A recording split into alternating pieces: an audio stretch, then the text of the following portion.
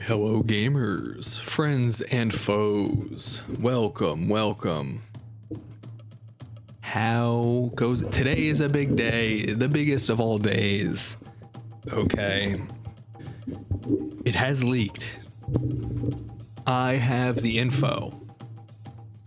Welcome. So we meet again. I have got the secrets. I've got the info for almost all of the fancy new units, the ones that people care about mostly anyway, but also we've got all the detachments, army rules, the whole thing, all the units, all the units that are going to be in the codex. I've got info of how demons are going to work. We've got all of the Emperor's Children sauce, and we're listening to Jungle Japes while we do it. Or it's Jungle Hijinks, sorry.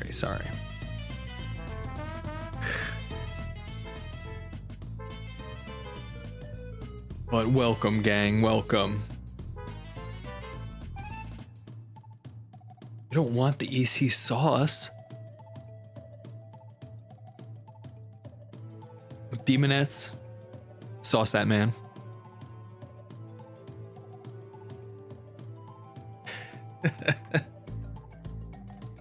Yes, we now the fun thing. Oh man, you're gonna make me allow the word sperm in chat. It's probably blood and or sperm and drugs.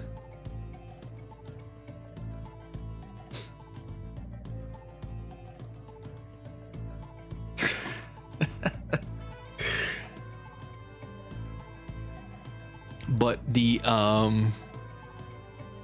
yes, so the fun thing with these leaks, they are photos of everything. So it's not just the tinfoil hat of me saying this is what I think is going to happen. I've got pictures of the codex pages. I've got the goods. The internet was on fire today. Show them right now.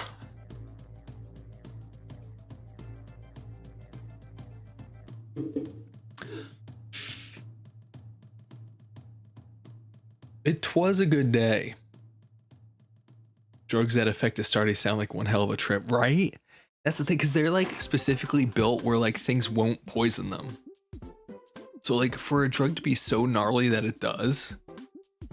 I mean, some of their drugs involve grinding up humans and turning them into a weird sludge and injecting that into their veins.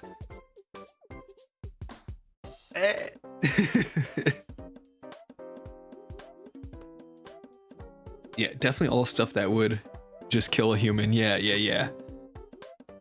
And a lot of their drugs are also like a bunch of combat stimulants from Fabius Bile. So the like mega uppers and stuff to like make people be able to fight like crazy for a crazy amount of times. And I mean, it's on the level of 40k, so it's like cranked to 11. Perhaps 12. Who's to say? But yeah, I thought I might get the painting. I want to go through all the leaks first and chat and yap about them. So this is gonna give people another like minute or two to come in. Then we'll get to the funny business. Because yeah, we've got all of the cool new units, mostly. 99% of the cool new units, plus all the detachments.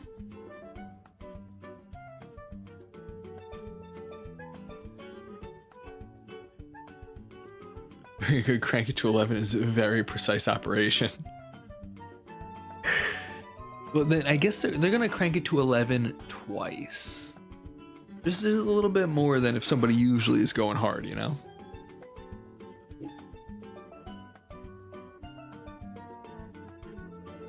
But yeah, we might get to painting some Death Guard too. But Yeah, 11.3. We're cranking it to 11 and then like a little 0.3. Super stims, and they were also implanting Xenos organs into some of them that turned their pain into ecstasy. Yes. There is also a thing with the pain into ecstasy where like once your Slanesh touched, they just kind of that like demonically will like rewire your brain. There's actually a cool part about that in the Fabius Bile book where this fella Oleander, that happens to him. Because they like hook his helmet up to where there's like hooks like in his like jaw under the helmet. Hello, Leak Lord. That is an aggressive title.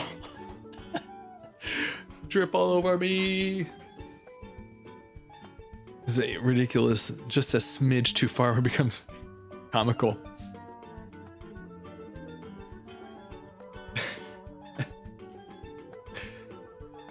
Marking Gary down as a submarine? Oh my god. Impressive.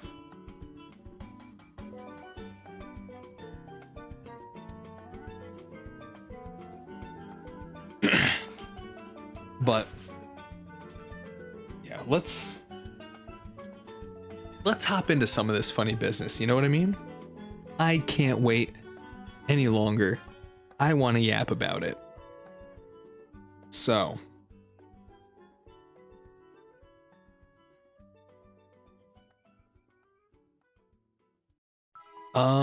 okay, so first thing, should we,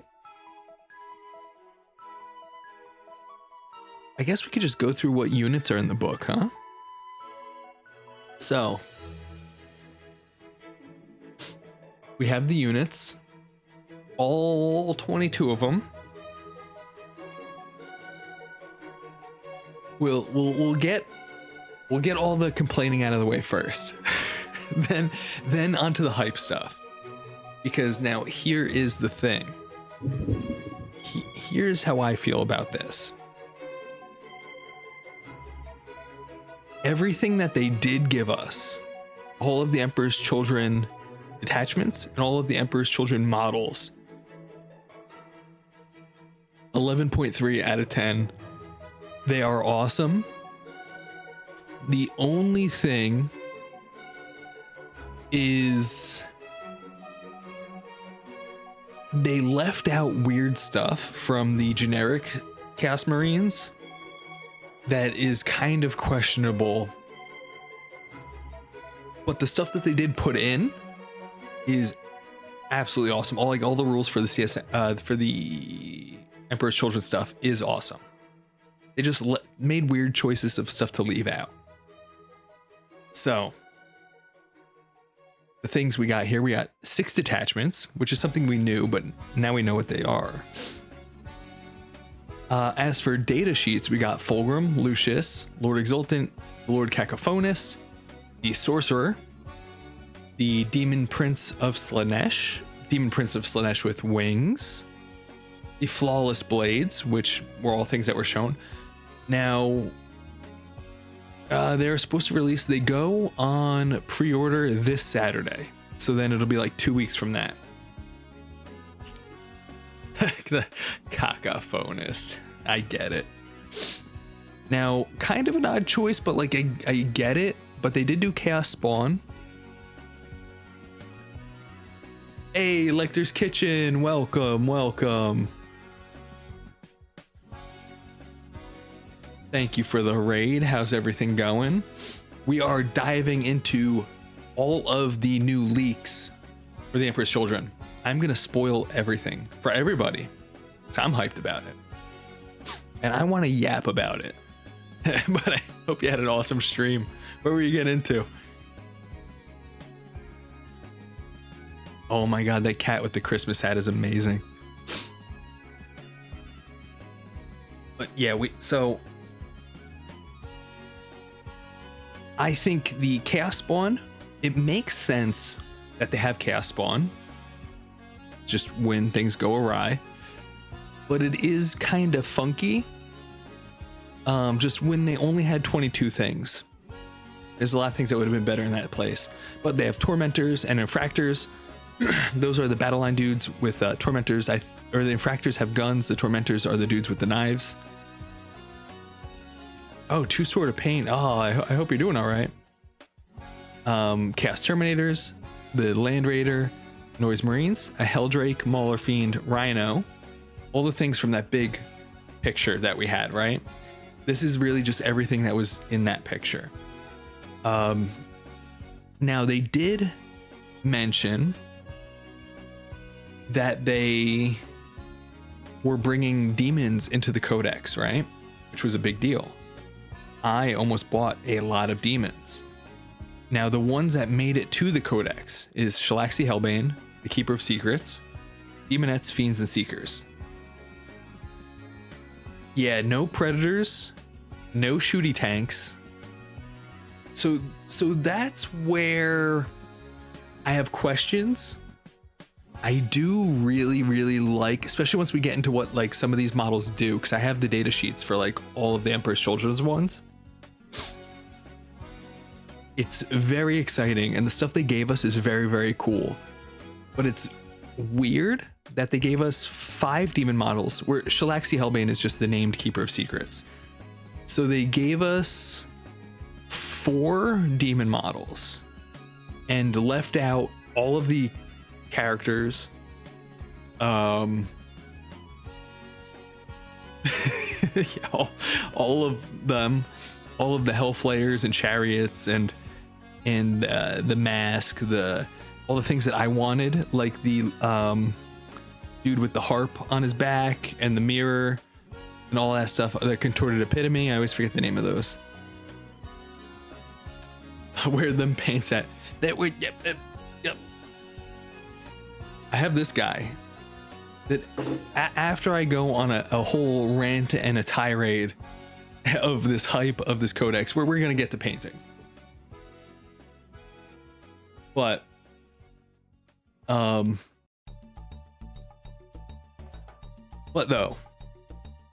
like I was saying, the models that they gave us are very cool. But I have questions, because like, what does it mean for the rest of the demons? Like, are they just gonna discontinue them? Are they gonna do a Demon's Codex? These are questions that have no answer. Because they released the Grotmus thing and the Index Detachment. What are they gonna do? It sets a weird precedent. We'll find out when next one is the World Eaters Codex. We'll find out what they're doing with demons in that too. Like, are they just gonna do Bloodletters, a Bloodthirster, and Blood Crushers? Maybe. They do exist in AOS.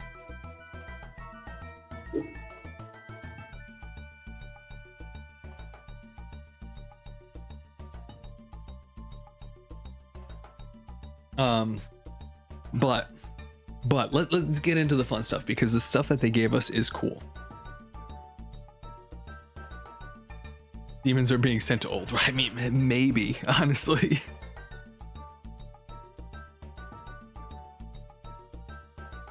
Yeah, Mr. Ruinbane, I started with this because this is my only gripe. Like I've been saying, I love what they gave us, but I think this is weird.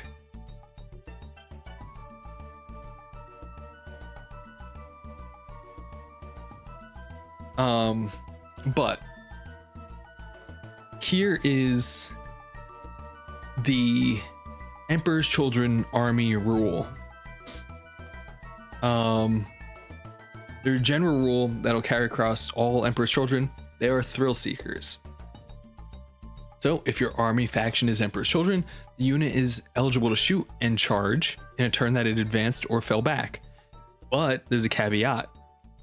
But when doing so, it cannot target a unit that it was in engagement with at the start of the turn, and it cannot target a unit that was the target of another unit's charge or attack. So Oh yeah, yeah. I have all of the detachment leaks and datasheet leaks that we're gonna be going through and yapping about. We just got started on this thing, so we're gonna be going through all that stuff. So though I think this is very, very cool because there was something very there's something very cheesy when you could game the fights first system of you charge somebody and then retreat and charge, retreat and charge, retreat and charge, and it's lame.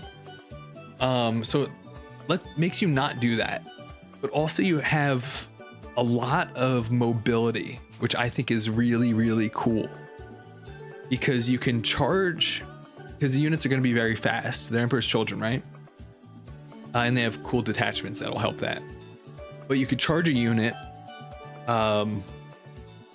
attack them, next turn, charge, like fall back, charge somebody farther, and like get into the deep lines and worm your way from unit to unit, like, and you can't get shot if you're in engagement with somebody, right? So it's a cool way of increasing a lot of movement. Yeah, and being able to advance and shoot for things like Noise Marines is going to be huge. And advance and charge is always awesome. But, oh, we got some dope art. So now let's go with some of the data sheets first, because I feel like you need to know this cool stuff for when we get to the detachments. Because so you guys can kind of see how combos work a little bit, right? So the first one, the models that I was perhaps the most hyped for, the Noise Marines. Hey, Mr. Roadside Minis, welcome, welcome. T5, normal Marines are T4.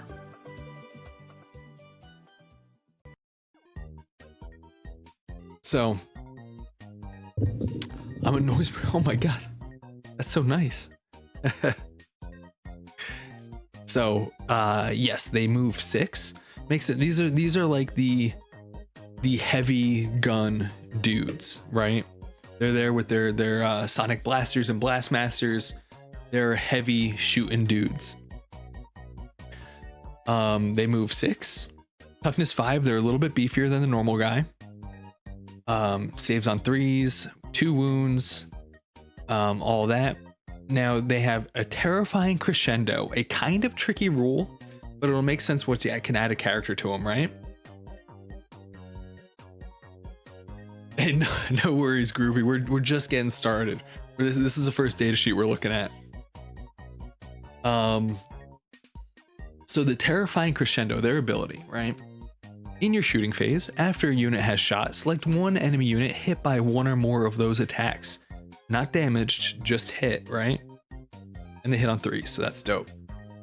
Until the start of your next shooting phase, each time a battle shock or leadership test is taken for the enemy unit, subtract 1 from the test. Now,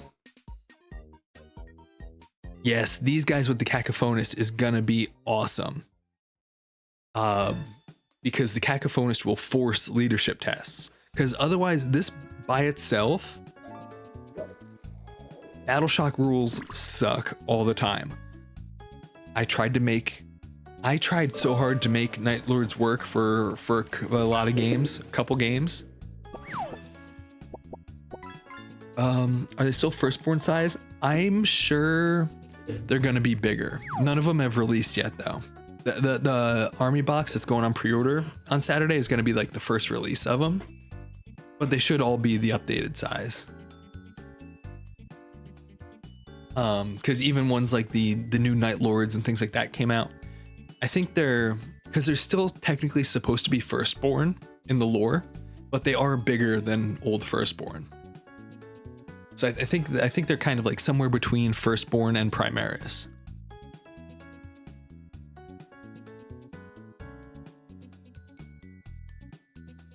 The weird little symbols, that is the fishing.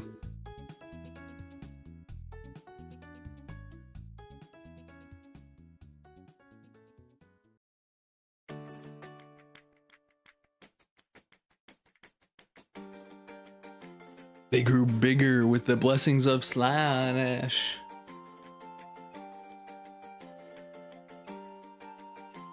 Oh yeah, yeah. With all the updated models, they're definitely gonna like bump them up a little bit. So, right. Anytime you take a leadership test, they gotta subtract 1 from the test. It's fine. But now for the actual things, right? So it's 1 disharmonist and 5 noise marines. They're in a unit of 6, which is dope, neat, and rad, because you know 6 is the number of Slanesh. Neat. The disarmament sonic blaster can be replaced with a screamer pistol and a power sword.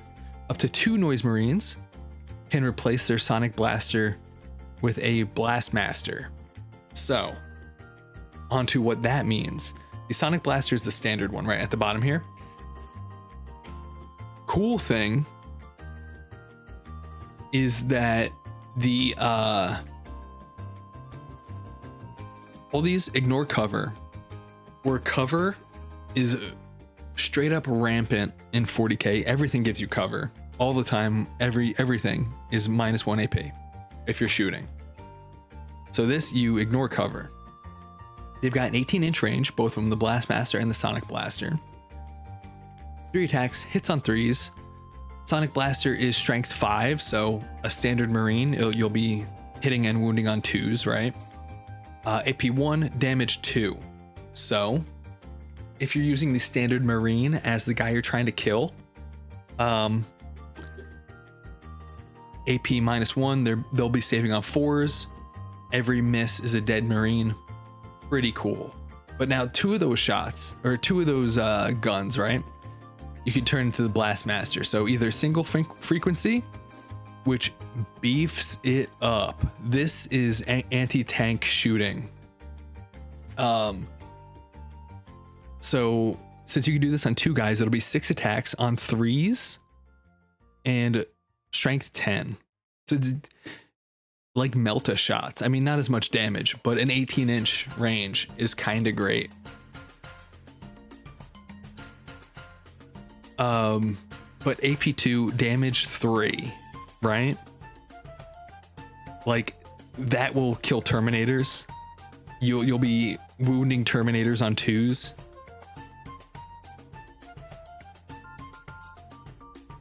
Yeah, tanks. Good point. Are you selling the Empire secrets? It's true, I am. So that's where it's kind of weird. I did say tank killer. Well, a lot of things are toughness 12, right? A lot of tanks, or are they 10?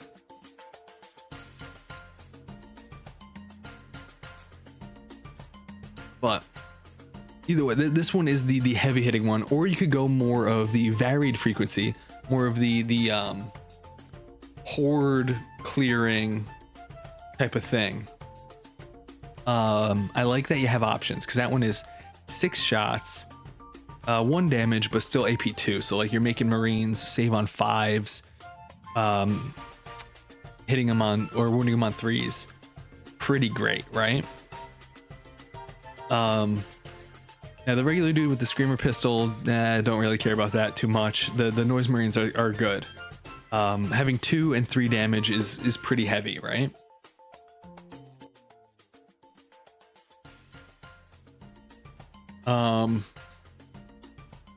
Now, we'll get to all this. We'll get to all this. We're gonna. So now this one, the Lord Cacophonist, right? So this is a guy who he can lead Terminators, which is cool, and Noise Marines. So he's T5, 4 up invuln, always nice, 6 wounds. Imagine being heavy tank and seeing the dubstep wub through the walls. Imagine dying to Skrillex. Now what this guy does, he has obsessive enunciation. While this model's leading a unit, ranged weapons have sustained 1. So all the things we were just yapping about with the Noise Marines, they have 3 shots. There's going to be 4 guys with 3 shots each, and 2 guys with the heavy Blastmaster shots. Sustained hits on 6s, you get an extra shot in there. You get exploding 6s. Kinda great. Also, this guy has a Doom Siren. In your shooting phase, after this model unit has shot, so that includes all of the Noise Marines. Select one enemy infantry unit hit by 1 or more of those attacks. So hit, not damaged, just hit. And roll 3d6. For each 4-up, that enemy suffers 1 mortal wound. If an enemy suffers a mortal wound, or 1 or more mortal wounds as a result of this ability, it has to take a battle shock test. So now combining that with the Noise Marines they have a -1 to their battle shock test, you're gonna be forcing it, because this, you get 3 chances at a 50-50 shot. So like, you're gonna get one of them, right? Unless you roll like me. I think the Skrillex would be a 0 out of 10. Or just throw me in the dumpster after that. Everyone gets to see what the add-ups from Mass Effect 3 got to do. Oh my god. Oh, I've been wanting to play Mass Effect recently. But this guy, his weapons and stuff are fine. The ability is cool though, because you're going to be forcing the battle shock tests. Now, we got Lucius next. Let's dive into Lucius.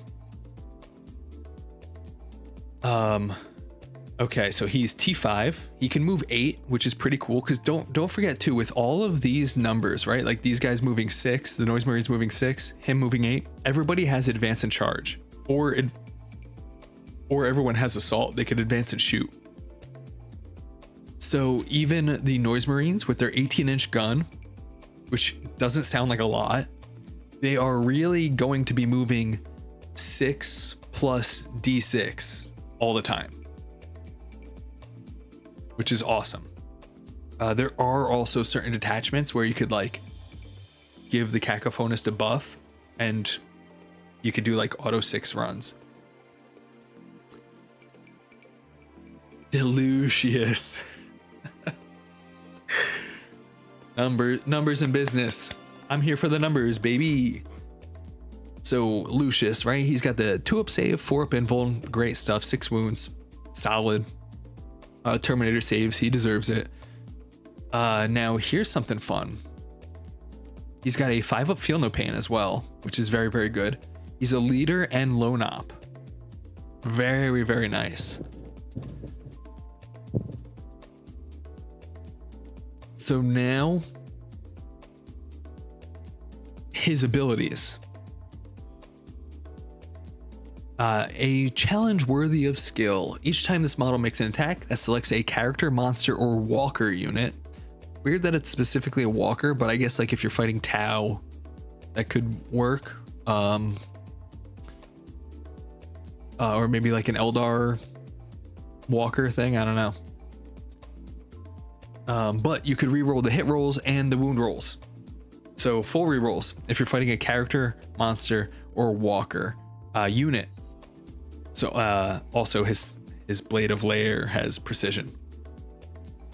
Now the Duelist's Hubris. At the start of the fight phase, if this model's not leading a unit, it has fights first.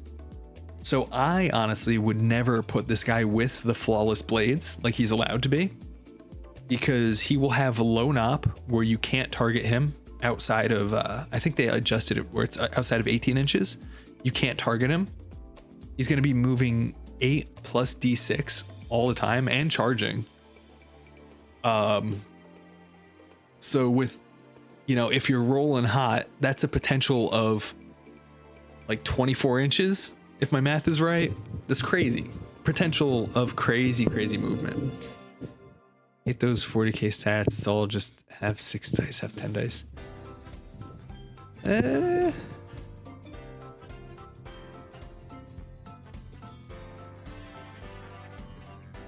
Lone op is still 12. Oh, okay. Even better then. because then if somebody is close enough to hit this guy, you will be able to charge them without a doubt.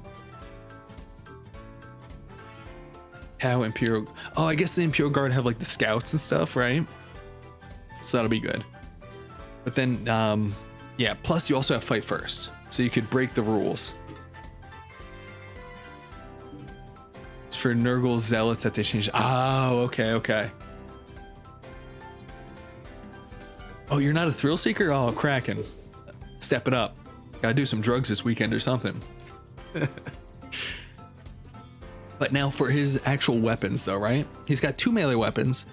The one does not say extra hits, so you got to choose between the one, but he's got the character killer and the horde clearing one. Is there a couch potato faction? I mean, Nurgle. yeah, the Nurgle, absolutely.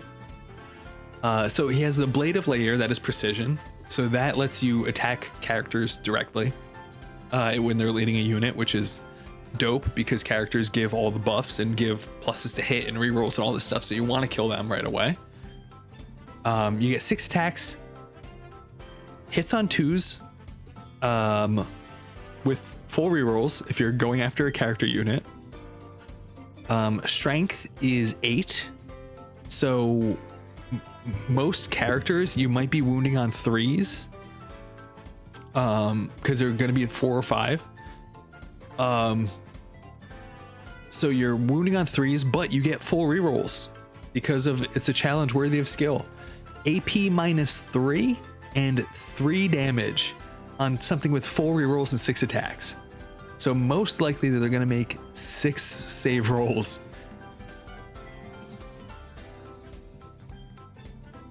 Candy corn. Oh, you eat the wax. Okay, Mike and Ike's are pretty good. You know what one was really good? I don't know if they make it anymore, but there was this candy when I was a kid that I used to eat until my tongue bled. It was called Zowers. It was basically like sour Mike and Ike's. They were really, really good. Oh, Skittles. I could get behind Skittles too. But the, so we have the precision that will absolutely annihilate heroes. And the Lash of Torment, which is sustained hits with 10 attacks on 2s. So this one is like the Marine killer, right? Because it's strength 4, so it's going to be like 2s and 4s, rerolls to wound, or like any kind of chaff killing stuff, right?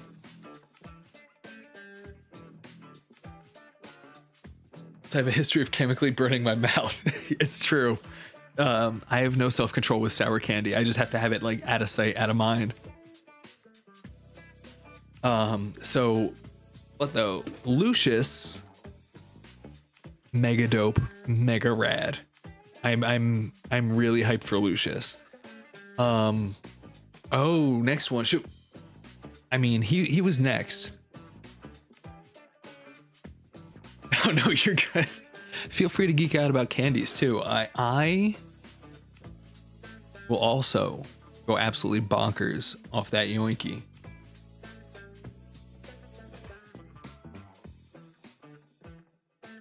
Mexican sour candy gushy? I never heard of that one. I do. That was one of my favorite things though when I went to like Japan, was trying just like going to the kombini and just eating like random candy and like little snacks. Yeah, so let's dive into Fulgrim, because this is one earlier when I saw this, I said, I ain't reading all that. I'm sorry or happy for you right now. So let's read it. Japanese candy was really, really good. So many cool, like weird flavors of stuff. But now Fulgrim. Let's dive into this big old freak. So he is the giant Primarch, probably going to be like a 400-point model. So he's supposed to be crazy, right? He's a quarter of your army. He moves 16. Don't forget, with also advance and charge at all times. Toughness 11, very good. On 2s and 4s for the save, 16 wounds, awesome. He also has deep strike, which is cool. He can teleport right in there. The demonic poisons in your shooting phase and the fight phase. After this model has finished making its attack, select one enemy unit hit by one or more of these attacks. Until the end of the battle, that enemy unit is poisoned. At the start of each player's command phase, roll a d6 for each poisoned enemy unit on the battlefield. On a 4-up, it does d3 mortals. So, kinda great. I mean, now imagine the insanity of him running through lines, just hitting units once, of just hitting them. You could fall back, charge another unit, hit them, fall back, charge another unit, hit them. You could go nuts.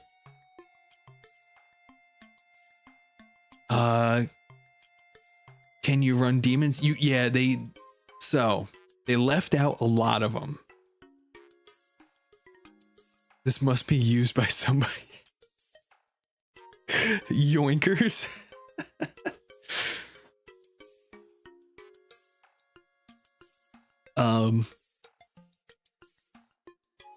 World Easter. Right, so this one is it's very interesting what they did to demons in here. I'm excited. I will give some slight spoilers. The demon detachment is the one that I might be the most excited for. But it is kind of weird what they're doing with demons. But we will dive into that. So though, this is pretty cool though, because if you just hit people, right? And they're poisoned on 4-ups, it does D3 mortals. That is awesome. Hey Jay, welcome. Hope you're doing good too. I'm doing swell. I am super hyped. We are going through all of these leaks. We've got all the detachments and all of the characters that were leaked. All the data sheets. It's very, very hype. Oh, good catch, Pixel. In each player's command phase. So even though it's only a 50% shot and a 4-up, you get 2 each battle round for each unit that's poisoned. That's wild. That's really wild. Now the Demon Primarch of Slaanesh. At the start of your opponent's command phase, select one of the abilities in the Demon Primarchs of Slaanesh section. See left. And you get to have that ability, which that stuff's cool. Like using models like that, like Beyyyoooooond and stuff is useful. So let's see what they are. We have the Beguiling Form. Each time a model makes an attack that targets this model, it's -1 to hit. Dope. On already also having great toughness, a lot of wounds and great saves. You also are just -1 to hit all the time. Or you could choose fights first. Also cool. The other one, the Enthralling Hypnosis Aura. While an enemy is within 6 inches of this model, each time that unit is selected to fall back, it takes a leadership test. If you fail, you don't get to fall back. Which could probably be useful too. I can't imagine too many people trying to fall back against Fulgrim though. Just because when you look at the melee weapons, if they survive, that's it. And he just moves so fast, like you're not going to be able to run away from him. He's in there. So having the -1 to hit until you get into melee, then you just choose fights first. It's awesome. He will probably kill anything that he fights in 1 or 2 turns, or 1 or 2 fight phases, right? Is for his weapons, he's got the main weapon, the Malefic Lash, sustained hits 1, range 12, 6 attacks on 2s, strength 8, AP 2, damage 2. Very good. Just kill Marines on the way in, or just lash people and poison them while you're charging something. You're charging something else, just lash this dude, lash this dude. You'll kill a couple units in there too, or a couple models in there too, with 6 attacks, sustained hits, and damage 2. I mean, awesome. But now the fun stuff, because Emperor's Children we started with the Noise Marines. They are mega heavy on the melee. They are duelists, which is fun. But he's got the Demonic Blades, either a strike or sweep attack, like a lot of people have now. Both are sustained hits 1.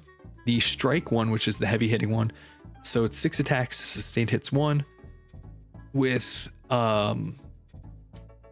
hits on 2s, strength 14, AP 3, damage D6 plus 1. So if you needed to kill a tank, if the strength 10 from the Blastmasters wasn't enough, that this will crush some any heavy things. Absolutely crush them. Also the sweep is great, 12 attacks, 2 strength 8, 2s and 2s, just awesome. Serpentine tail is extra attacks, 6 extra attacks on 2s, 1 damage and 1 AP. I mean, he looks crazy, as he should, right? I mean, that's no surprise. It's the gosh dang Primarch. He's supposed to be insane. But definitely does not disappoint. Run 2 Hecaton land fortresses. Yeah, he looks wild. Very interested to see how many points he is. Like, honestly, looking at this, I would guess like 400 points. You know, I think that's around what Angron is.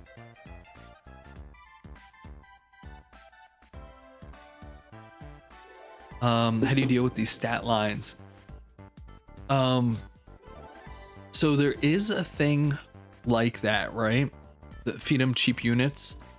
That would definitely be part of it. There is a strategy like that, where if you just throw 50-point cultists, it doesn't matter if they die, you're just letting him not get a fight phase.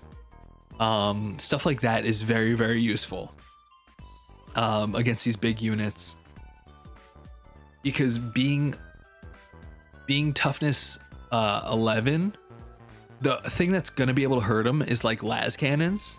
You're still going to be saving on 4s though, but you can launch big artillery. I mean, he will get in there and chop them up, but you could shoot him on the way in at least. Can we run him and 2 to 3 keepers? Yes, you can. You absolutely can. You can probably, now you can make a, I'm gonna get to the demon detachment because that's the one I'm most excited for. Yes, and so the points will be very interesting because you will be able to run Fulgrim, 3 Keepers of Secrets, and Shalaxi Hellbane. That's probably going to be your whole army. That's one of the most aggressive moves that you could ever do to somebody, but it would be amazing to watch. Because Shalaxi Hellbane is also just absolutely insane. And like another 400 something points. The regular keeper is good too, but Shalaxi is nuts. I mean, it's like the highest costed demon model, but Fulgrim looks awesome. Next we have the Flawless Blades, which mayhaps these guys from all of the leaks, these guys might actually be the MVPs. Which is kind of surprising because their data sheet, if you just look at it, like look at all this blank space. They got nothing going on over here. But when you start looking at what the detachments do and the stratagems, these guys are the MVPs. These weird cone head dudes. Excerpt from the new video: the origins of Noise Marines, when a mommy Noise Marine and a daddy Noise Marine do drugs. When they're listening to too much Skrillex and they start, like, you know, injecting cultists into them. But now for these freaks, right? They move 8 plus advance and charge. T5, bunch of T5 for these big units. Saves on 3s, 5 up invuln, awesome, and 3 wounds each. Awesome. Having 3 wounds is like a knowing from using my Chaos Chosen in my regular CSM, they don't have as good of saves or anything, like they don't have the invuln, but having the 3 wounds is a really, really cool breakpoint when heavy hitting stuff usually does like 2 damage. So it takes like 2 shots of something heavy to kill one of these. It's a weird break point where it's very awesome having 3 wounds. Inject a catch and butterfly and do some slurp. Wiggity wham wham wazzle.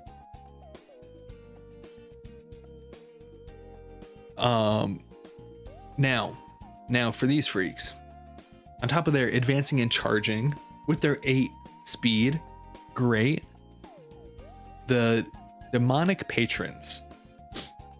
Each time this unit is selected to fight, it can call upon demonic patrons. If it does, until the end of the phase, each time a model in this unit would make an attack, an unmodified wound of 3 scores a critical hit. So, you will be able to wound everything on 3s, no matter what it is. No matter what its toughness is, you will wound an Imperial Knight on 3s. At the end of the fight phase, if the unit called upon demonic patrons in this phase and no enemy models were destroyed, 1 model in this unit dies. Now this is the good stuff, right? Like the other night in the stream when I was saying there was a lot of like things I was hopeful for Emperor's Children. You need a lot of that like gambling, risk and reward type of stuff. That is so cool, because these things are going to be absolute powerhouses. But if you don't just wipe a unit, you lose one of your dudes. Where at base, there was only 3 guys in the unit. Right? Don't send them in to take out a knight, but like, what if though? What if they could do it? It sounds so tempting, which is so Slanesh, right? It's like, because look at their Bliss Blade. When they're in there, they get 3 attacks each. Now, if you do like how you would want to run them, right? They're good. So run a unit of 6. 6 times 3, going to be 18 attacks. Hitting on 2s, wounding on 3s, AP 3, 2 damage each. That's buck wild. That's buck wild. I'm prepared to lose every game. Oh, absolutely. That's the sound of me playing Emperor's Children.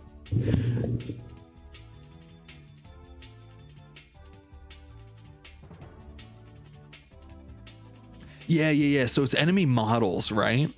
So against chaff dudes, easy. Use this every time. But the temptation of like, these guys could be anti-tank.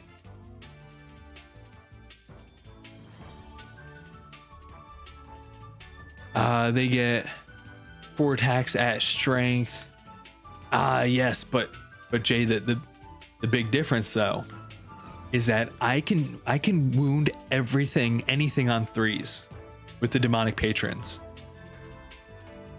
Hey, Dork Depot, welcome. Doing good. I am mega hyped about these Emperor's Children leaks. So hyped, in fact, that we are going through all of the leaks right now, and they look awesome. Super hyped. But how's it going for you, man?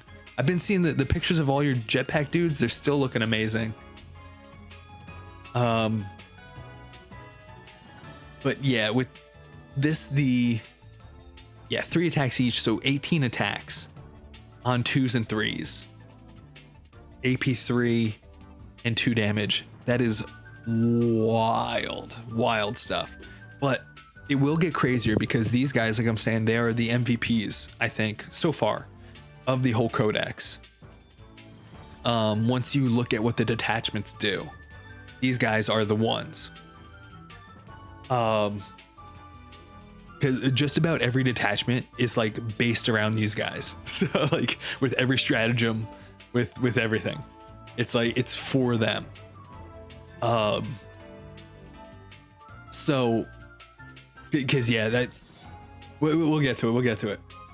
Okay, so those are the units, right? And since this one's here, then we'll go back and do the other ones. So those are the units that were revealed, right? Most of all of the new Slanesh stuff, They didn't do the Lord Exultant yet, or the Torments or Infractors. But these are the models that everybody wanted to know about, right? The Flawless Blades and the Noise Marines and the Fulgrim and the Lucius and the Cacophonus, right? That's the exciting stuff. So now let's see how we could put that to use, okay? The first one we're gonna start with is the coterie of the Conceited coterie. I want to see it. So sadly, they do not have Slaanesh Terminators, which is a big bummer. I think a big missed opportunity is that they don't have Slaanesh Terminators. End the stream. Because they kind of did the World Eater thing, where instead of going for Slaanesh Terminators, they came out with the Flawless Blades to kind of be their like heavy elite dude. No, well, so they have CSM. Right, let me. Sorry, the music's a little loud.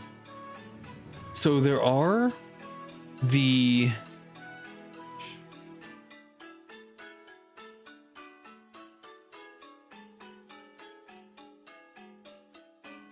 So there are Terminators, Chaos Terminators, but it's not like a new unique Emperor's Children Terminator. It's just the standard CSM Terminator.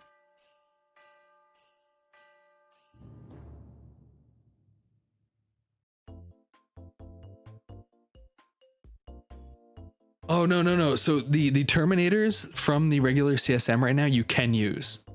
They just aren't making new Emperor's Children specific ones. Yeah, having Phoenician Terminators is, right, it's kind of a bummer because, like, much like the World Eaters, having the Red Butchers, they have, like, they're fancy. They have their own name. Like, it's like a known thing of having the Phoenix Terminators. If I wanna huff the copium, you could say, like, hey, whenever they release the second wave of them, right, then that's when they'll come out. Crossing my fingers, pray to Slaanesh about it.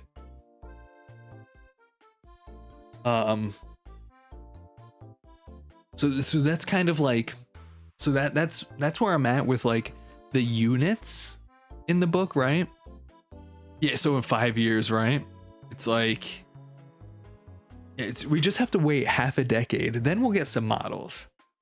But see, that's like where it's kind of funky, right? Because the stuff they did give us, I think, is 10 out of 10 awesome. But there's stuff that they left out that's kind of like, you know, but what they did give us was awesome. So I'm conflicted. Much like Slaanesh in all things, there is pleasure and pain. All right, now I gotta turn my music up a little bit. I just had like one loud song in there. Makes no sense seeing T-Sons get a cult, and yeah, Death Code have 2 types of Terminators.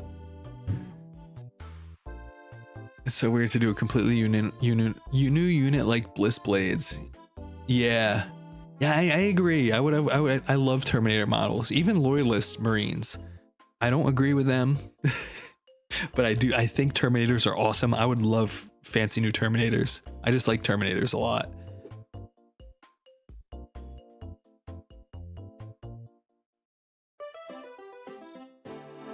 Oh, new Drukhari, yeah. I would love to see new Drukhari models. They're really cool. Wow, this playlist cannot choose if the music's loud or not. 11th edition, you get 1 Terminator, just like Orcs. Oh, right. It's just 1 Terminator character. Well, so actually, speaking of, the Lord Cacophonus can lead Terminators. So he could give a squad of Terminators the sustained hits, which is pretty cool.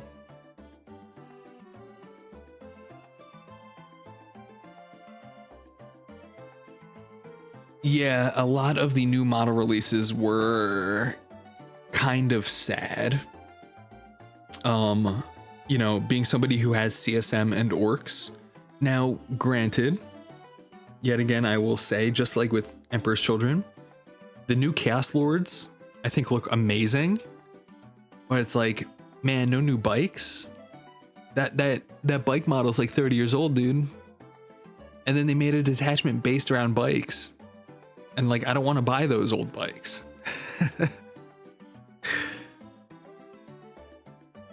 I don't agree with them. But though. Hey, Lancer, welcome. But I digest. The stuff they did give us here is really good though, right? So I'm trying to focus on that.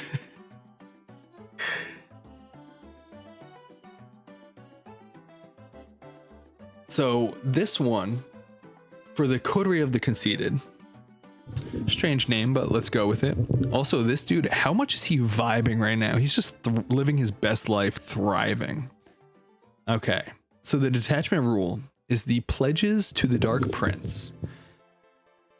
This one's kind of funky. At the start of the battle round, if your warlord is on the battlefield, you must pledge a number to Slaanesh representing how many units will be destroyed this battle round. At the end of the battle round, if the number of enemy units destroyed this battle round is greater or equal to your pledge, you gain a number of pact points equal to your pledge. Otherwise, you do not gain any pact points this battle round, and your warlord suffers D3 mortal wounds. Emperor's Children from your army gain a bonus depending on how many pacts you have gained during the battle, as shown below, and they're cumulative. Right? So here's where this one kind of has me torn, because some of the things like declaring on a turn of like, I'm gonna kill 7 units, I don't see that happening. But the pact points are 1, 3, and 5. So yet again, like good old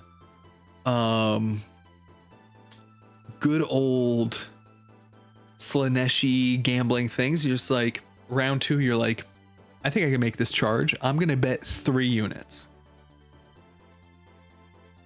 Now for the things, right? If you get 1 pact point, your whole army gets rerolls of 1 to hit.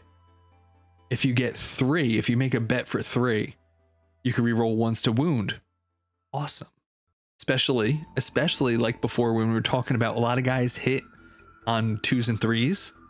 A lot of guys are going to be wounding on 2s and 3s. So you can just get rerolls on all that. Now if you want to be a baller and a shot caller, you go for 5. Melee weapons get lethal and sustained. Awesome. Also, if you want to go absolutely nuts and get 7, you could get critical hits on a hit of 5, which is wild. But I don't see people bringing like 30 units to like get to do all this. The bonuses do not apply to demons. So, no, they don't. Just Emperor's Children, because the demons actually have a different code keyword. They're not Emperor's Children units. So, I'll do that detachment next to show you what's going on with the demons. But though the 1, 3, and 5 look pretty great, because now I'll skip ahead because even then saying like declaring that you're gonna kill 5 units is kind of crazy.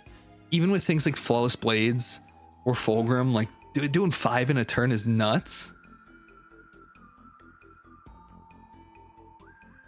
Oh, you have to bet it and get the buff.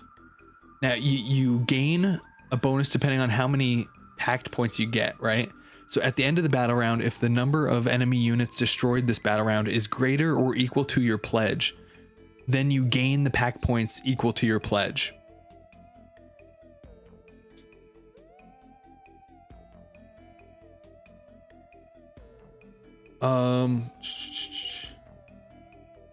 So wait a second. Yeah, they accumulate.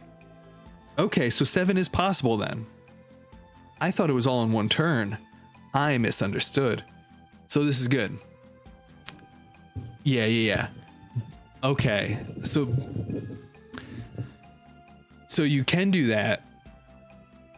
You can just do one each turn and end up like turn 5 with number 5, which is cool.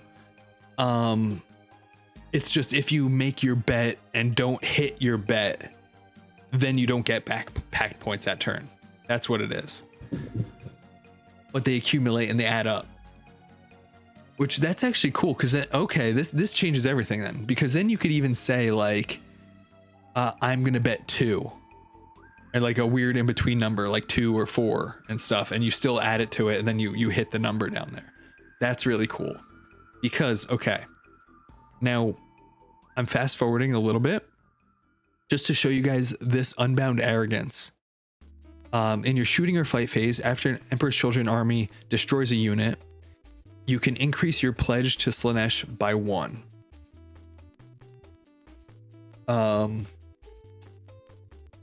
So you get a free increase to your pledge, which is pretty cool.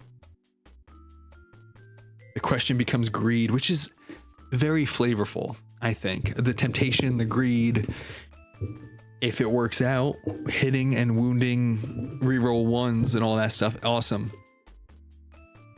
But let's get to enhancements. Let's see how this thing works. Because now that actually changes things now that they accumulate. I appreciate you being able to read.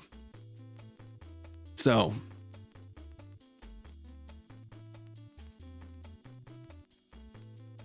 cheese it to get 7. So there's the Pledge of Eternal Servitude, Emperor's Children model only. First time the bearer is destroyed, you take a leadership test. For the bearer at oh my god. Hey Jay, thanks for the follow. So you take a leadership test after your guy is destroyed. If that test is passed, set the bearer back up on the field as close as possible to where it was destroyed and not within engagement range of one or more enemy units with D6 wounds remaining. Kinda rad. So then there's also but though setting a guy up, it could be good. It could be good. For most models, like you can't put it on Lucius. I honestly, it sounds good, but it's probably not one that I'd be using. Like if I had a lone op hero, like if Lucius wasn't a named character, I would put this on Lucius. But you know, unless you're fighting somebody that has like precision to like shoot you and then bring your Cacophonus back. Fulgrim. Let's double check so I don't lie to you guys, but he's got to be Emperor's Children, right?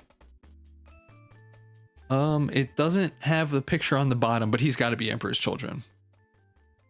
And usually the guys like Angron, they also have the keyword of Demon Primarch. Keepers of Secrets, Emperor's Children models. So I'll fast forward because we're going to come back to the Coterie of the Conceited. But for the demon questions, I will show you guys the Carnival Excess. So the Legions of Excess. So the demons have the keywords Legions of Excess, even though they do not have the Emperor's Children keyword. So like they specifically are not Emperor's Children. But they are Legions of Excess. Which in that one, it does like a whole special thing. You could bring up to half of your army as demons. Instead of the normal allied of 3 things. Or not 3, 500 points as an ally plus the battle line tax. So for this, the Pledge of Dark Glory, Emperor's Children model only. This is a great song to just go through this with, right? Slanesh would like this jam.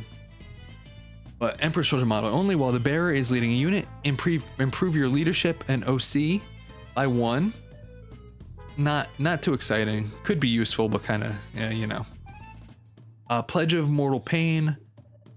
At the start of your shooting phase, select one enemy unit within 12 and visible of the bearer. That unit must take a leadership test, subtracting 2 if it is battle shocked. If failed, the unit suffers 3 mortal wounds. So, doing that on the Noise Marine Cacophonist thing where they have -1 to their leadership if you hit them with a Noise Marine gun. So they're going to be -3 leadership. And they do 3 mortals, just a flat 3 mortals. This could make Battle Shock good. If you make people do a Battle Shock test at -3, that could make it good. They got to be kind of close at 12 inches, but could be worth it. It's kind of a gamble. You got to get close to it, right? The Pledge of Unholy Fortune. Once per turn, just after making a hit roll, wound roll, or saving throw for a model in the bearer's unit. I like that it's bearer's unit too, because this one seems like it would help the Noise Marines a lot. This one might be the Noise Marine detachment. 9 up for most armies, right? I don't know about you guys, but I've tried a whole lot of deep strikes with a 9-inch charge. It's hard to do. It's kind of hard to do. It's possible, but if you fail it, it is just 3 mortal wounds.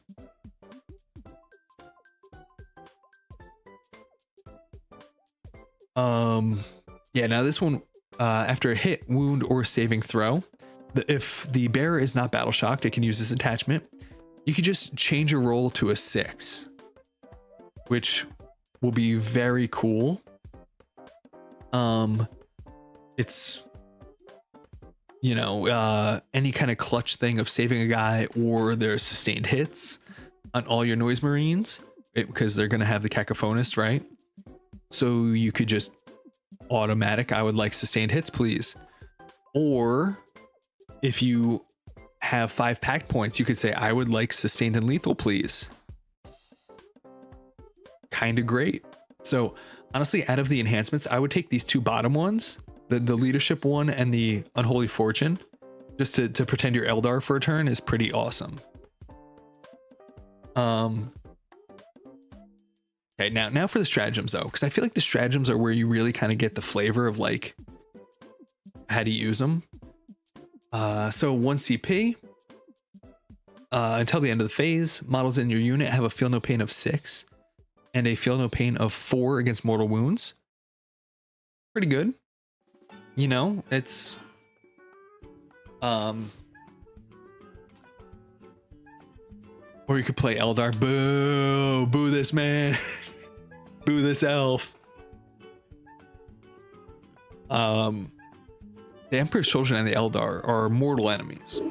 We have this kind of weird thing with Slaanesh, Eldar, and Emperor's Children. That's this weird triangle going on. Don't boo.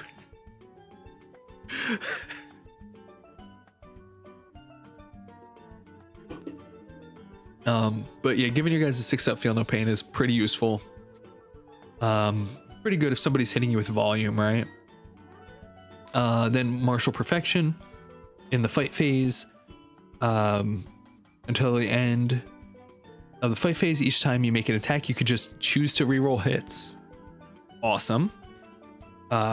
Especially if you're using things that if you get lethal and sustained, maybe with your flawless blades, and you just want to fish for 6s, kind of great. Unshakable opponents in your command phase until the end of turn. Each time a model in your unit makes an attack, you can ignore any modifiers, anything that modifies your ballistic, weapon skill, hit roll, wound roll. Good thing that they specifically named all 4 there, because there are sneaky snake ways, like the Death Guard, for example. Like they have an aura where you could decrease the ballistic skill, but then they have other things that decrease the hit skill. since you can't modify a hit or a wound more than ±1, if you hit both stats like that, it's a tricky roundabout way to make things -2. So this is just like ignore all that, which is very, very cool. Unbound Arrogance. This is the one where you can increase your pledge by 1 after you destroy an enemy unit, right?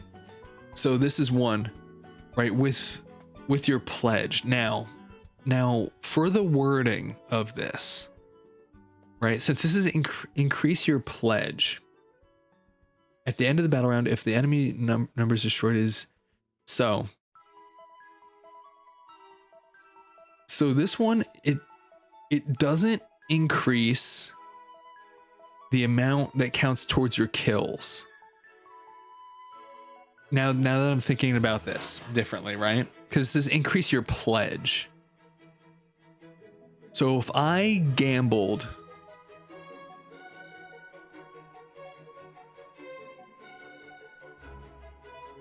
yeah, so for example, if I thought I could kill 2 units and I pledged 2, I happened to kill a thing that I didn't think I was going to kill, I could increase it to 3, right, to get all those points, because otherwise you would only get the points that you pledged.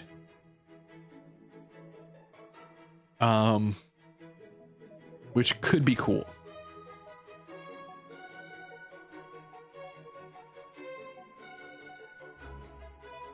Now I foresee Unbound Arrogance being very useful. Now Embrace the Pain for your infantry, which is like all the models are infantry. Until the end of the phase, each time, this is the start of the fight phase, each time an enemy model within engagement range selects a target, you must select your unit as the target. You just do the taunt and make everybody hit you, right? Which could be cool if you're trying to save a unit, things like that. And the Armor of Abhorrence, your opponent's shooting phase or fight phase. This one is just Armor of Contempt. You lessen somebody's AP by 1. Do the symbols and colors. The symbols and colors actually do mean things. Now, like you can see these, they what are they? They usually mean different phases. These ones are all green though.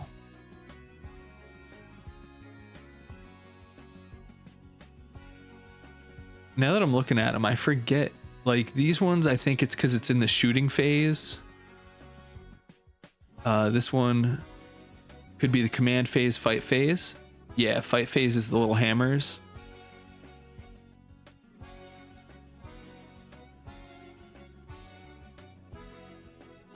I know so there's some of these too that are like red and blue.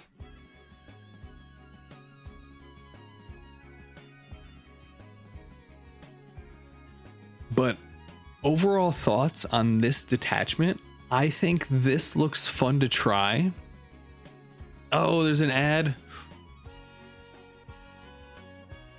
The colors mean if it's a ploy or a tactic. Ah, okay. Add over. Nice. That was a quick one. So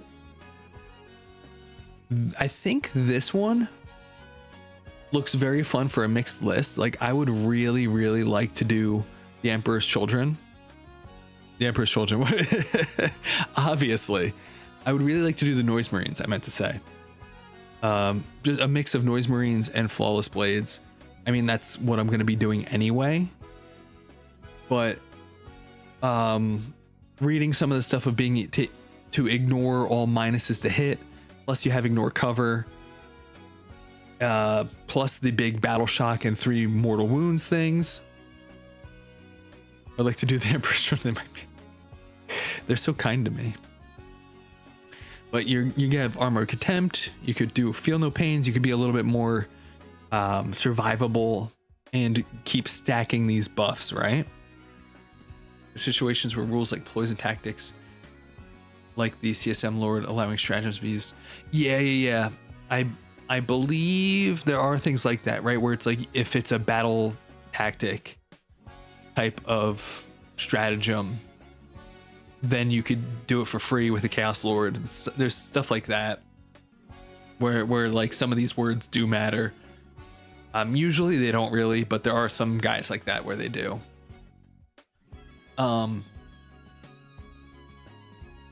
So yeah, this one looks pretty fun. I definitely want to try all these detachments. They all look good, but this one's cool. Now for the next one, let's work our way backwards. We're gonna go to the Carnival of Excess. This might be the one I'm most excited for.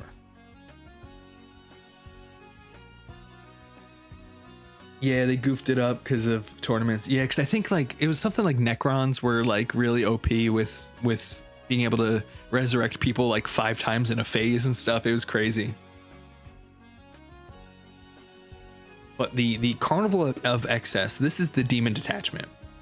Now it's not just demons though, but it is the one that lets you bring the Legions of Excess. Because it is still unsure how allies are gonna work. This is the only stuff that mentions demons. Now, how the army rule, or the detachment rule works.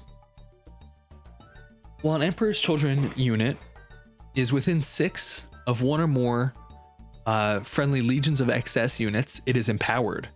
While a Legions of Excess unit is within 6 of an Emperor's Children unit, it's empowered.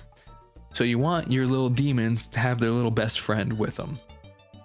And they're gonna run around as little buddies holding hands with demonettes. Awesome. I need more demonettes. But when a unit from your army is empowered, you get sustained hits 1. So both units would get sustained hits 1, which is awesome. If such a weapon already has that ability, each time you make an attack with that weapon, they get sustained hits on 5s. Awesome. So for example, now Noise Marines aren't really shooty demons, so I don't know about the Noise Marines, because you wouldn't want them to be hanging back, but maybe as you're charging up and you have demonettes next to Noise Marines, they'll be getting sustained hits 5 with their blast masters and stuff. That's potentially wacky, but I mean just like all the flawless blades having sustained hits, wounding on 3s. Awesome. Yin Yang from Cathay. I do not know them. I know they're old world China, but that's all I know. But so the Legion of Excess, like I was saying before, you can include Legions of Excess units in your army, even though they do not have the Emperor's Children faction keyword. The combined points of such units you can include in your army is a standard 2,000 point game is Strike Force, so up to 1,000 points. You can do half your army with demons. No Legions of Excess models can be your warlord. So for reference, the Legions of Excess models are Shalaxi Hellbane, the Keeper of Secrets, Demonettes, Fiends, and Seekers. Those are the demons in the book. So this works with the Keeper of Secrets too. You can have the Keeper of Secrets and Fulgrim. You can have Shalaxi Hellbane and Fulgrim running around like best buddies, holding hands within 6 inches of each other.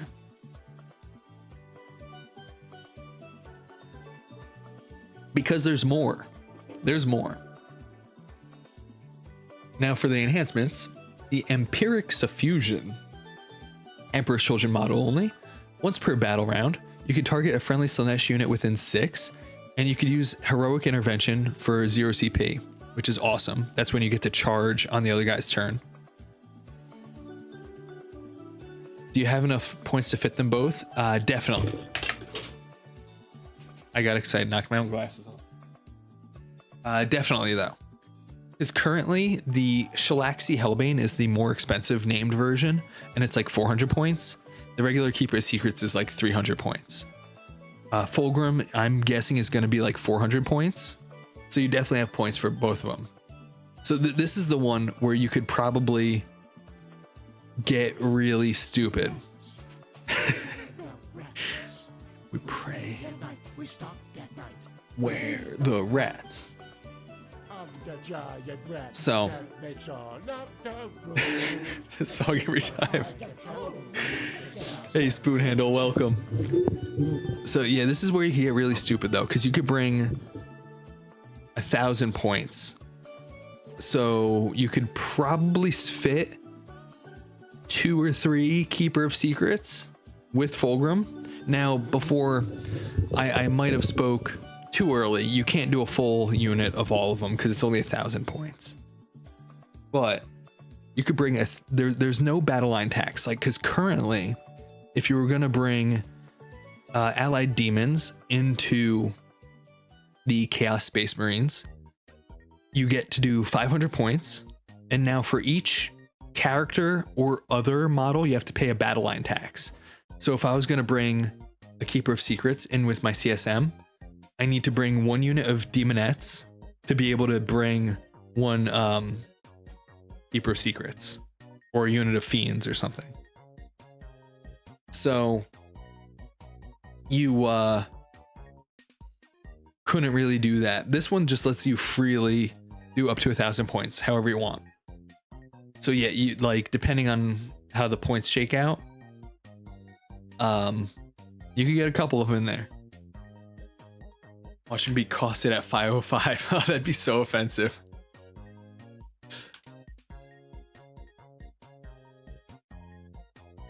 Now, luckily, I don't think that's something they would do, just because for units like demons, things that so they haven't done it yet, but with demons being in the book, it might change things. But for things like allies and all that, they never do. They don't have a track record of doing like separate, for the same model. They never have separate points values, which honestly they should do for reasons like that, where things could get like possibly broken and stupid. Like, they could easily make a rule of just like, hey, if you're playing a demon's army or a demon's detachment, Be'lakor costs this many points. If you're pulling him as an ally for CSM, he's this many points. But they just don't do that. It's just the one blanket points value. But next up, Dark Blessings. Emperor's Children Infantry. Once per battle, just after an enemy unit has selected its targets, the bearer can use this enhancement. If it does, until the end of the phase, you have a 3-up invuln. Now, a little upset that it's once per battle, but 3-up invuln. That's absolutely awesome. That would mean actual playtesting, right? I just feel like they just don't want to attempt to balance that. It's like, oh, that's basically like you're writing for 2 armies. That's like, or 5 armies, demon stuff. They don't want to do that. So a potential for a 3-up invuln, yeah, for, you know, probably like 15 to 20 points to have that. It's pretty cool, but once per battle sucks. Possessed Blade. Emperor's Children model only. At the start of the battle, select 1 melee weapon equipped by the bearer. Add 1 to that attack, to the attack's characteristic. In addition, each time the bearer is selected to fight, it can use this attack. I forgot how to read. At the start of the battle, you select 1 melee weapon equipped by the bearer. Add 1 to the attack's characteristic of that weapon. In addition, each time the bearer is selected to fight, it can use this enhancement. If it does, while resolving those attacks, add 1 to the damage characteristic, and it has devastating wounds and hazardous. Could be cool. I have to see more from the other named hero, because the Cacophonist is for sure the shooty guy. I want to see what the Lord Exultant does, because he seems like more like the Chaos Lord melee one. Because this might be cool on him. I know he is modeled with like a power fist, so could be cool. Potentially. And then there's the Warp Walker. This one looks cool. So this one is an Emperor's Children or Keeper of Secrets model. Okay. Let's get weird about it. Each time the bearer's unit advances, do not make an advance roll. Instead, until the end of the phase, add 6 to the move characteristic in that unit. Each time a model in the bearer's unit makes a normal advance or fallback move, it can move through enemy models, so they cannot be blocked by chaff. When doing so, it can move within engagement range of such models, but cannot end engagement range in engagement range. And any desperate escape tests are automatically passed. So awesome. If people try to block you, clog you up with cultists, like I was saying before with Fulgrim, like how do you fight big models like that? You throw cheap chaff and just make him waste his time, make him waste all those points on just attacking little garbage, right? If somebody tries to do that to a Keeper of Secrets and you have this, you could just say, nope, just run right through them. Because currently, let me check the current, how fast is a Keeper of Secrets? Now, it might change because they're going to get a data sheet in here. But currently, for example, a Keeper of Secretos moves 14 inches. So you could just move 20 inches and still be able to charge afterwards. Yeah, they are on a 100 mil base. They are on a base this big. So it's a little chunky, but being able to move 20 inches is so crazy. I don't know if it would even matter. Unless the guys are really like spread out in a way, like planning to fight against it, you know?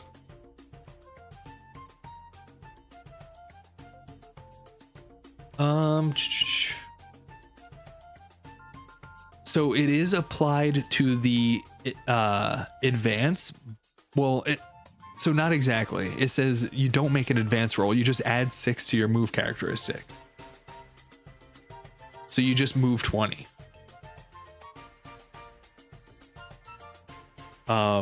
Technically it counts as an advance, but everyone in this army can just advance and charge. It doesn't matter. You just, everybody gets that all the time.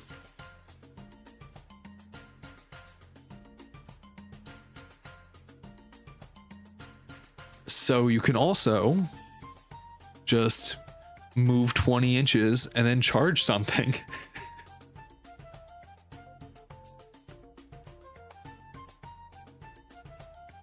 Don't you have to pass the unit? Oh, no, you have to pass it with the move characteristic. You just can't land within engagement range. So you have 20 inches to like move past, and you can't land within an inch of somebody. So buck wild. Could be buck wild. Now, onto the stratagems. Sustained by agony. In the fight phase, just after you destroy an enemy unit, select one Legions of Excess unit within 6. One model in that Legions of Excess unit recovers up to 3 lost wounds, or if it's demonettes, you return D3+3 models to that unit. Yeah, moving 20 and still charging, right? Like I'm so excited. Like honestly, this detachment sounds like a lot of fun. They've got some weird stratagems too that like, it sounds really cool. So that's where I'm a little bummed, because I did want to get things like the Contorted Epitome and like a lot of the other demons, but they're not in the book. But the demonette stuff like this, being able to bring back D3+3 demonettes, awesome. The buff, the insane buff for running through screens, people trying to screen you out and you just charge through them. So good. Now mind you, do these with a buddy. You have this Keeper of Secrets running with Fulgrim. He has fly, he could run through stuff. You just get sustained hits too. That's fun. But yeah, being able to sustain agony, you could either recover 3 wounds or bring back a potential of 6 demonettes. Awesome. Excuse me. Then Sycophantic Surge. For your charge phase, 1 Legions of Excess unit, so the demons. Until the end of the phase, your unit is eligible to declare a charge in which it advanced or fell back. So that is where this comes into play, right? Because the army rule is that Emperor's Children can advance and charge, not the Legions of Excess. But they give them, you can do it for a CP. So I got a little bit mixed up with the Warp Walker, but you still, it only costs 1 CP. You could still move the 20, but to advance and charge with them, then it's just 1 CP. Provided at least one of the targets of that charge is within engagement range of 1 or more Emperor's Children. Which is still good because you want them to be buddies anyway.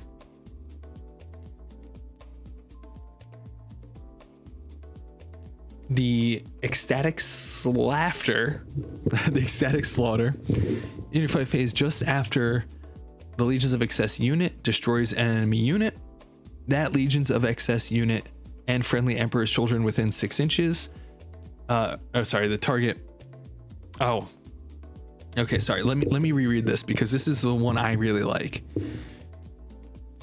You do this in the fight phase just after a demon unit destroys an enemy unit.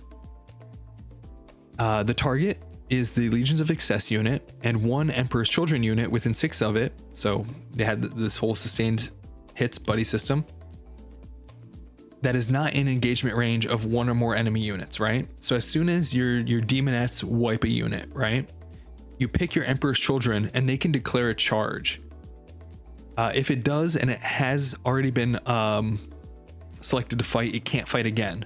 But if your demonettes, let's just say your demonettes and your flawless blades are being buddies, your demonettes wipe a unit, your flawless blades can then charge in the fight phase and get to attack another unit.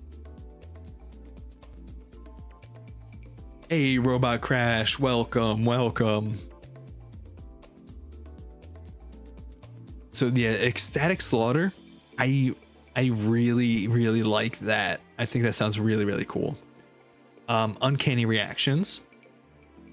In your opponent's shooting phase, just after they select the target, 1 Slanesh unit from your army that was targeted as the target of 1 or more attacks. You just subtract 1 from their hits, which is cool because I'm pretty sure all of the models are, yeah, they are all Slanesh units.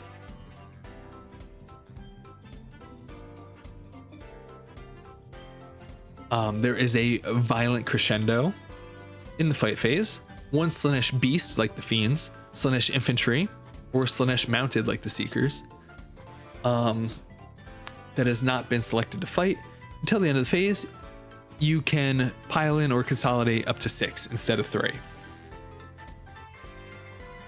Now, something that is a little bit fancy.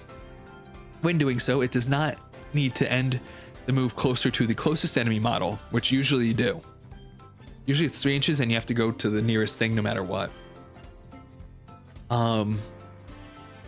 So it does not have to move closer to the closest enemy model, provided it ends the move as close as possible to the closest enemy unit.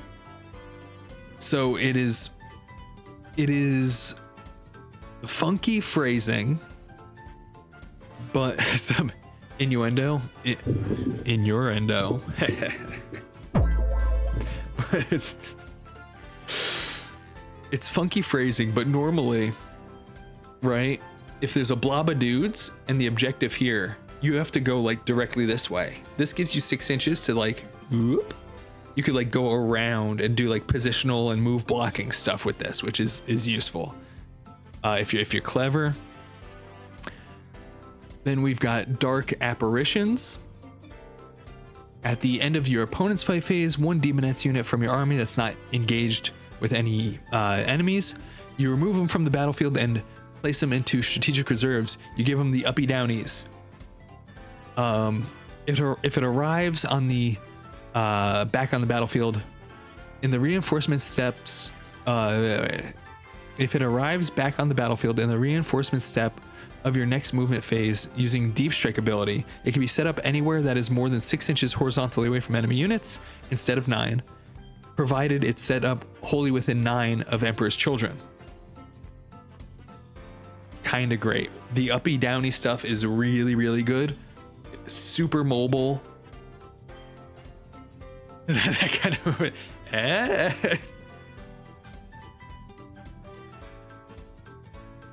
So this unit I think sounds like super fun. It will hinge on the fact of what the demon data sheets look like. Right now though, they are good.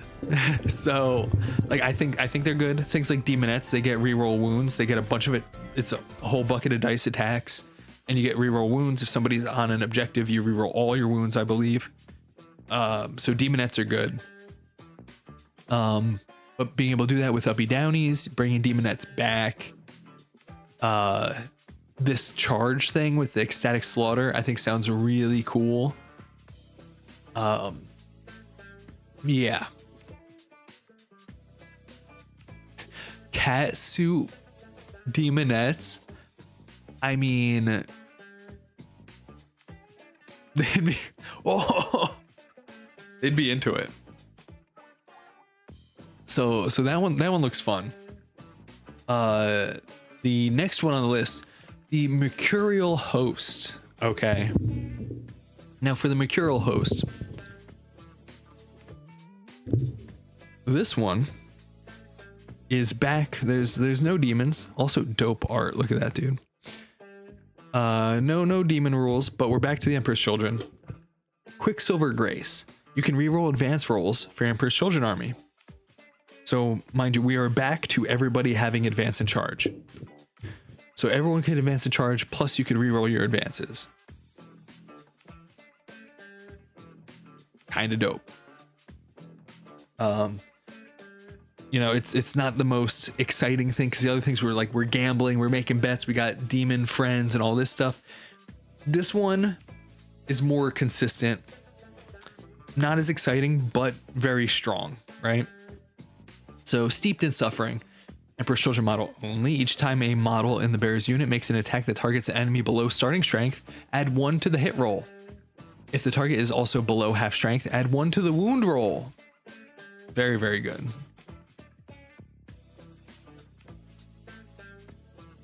Intoxicating Musk. Each time a melee target attacks the bearer's unit, if the strength characteristic is greater, you subtract then the toughness, subtract 1 from the wound roll. That rule is always good.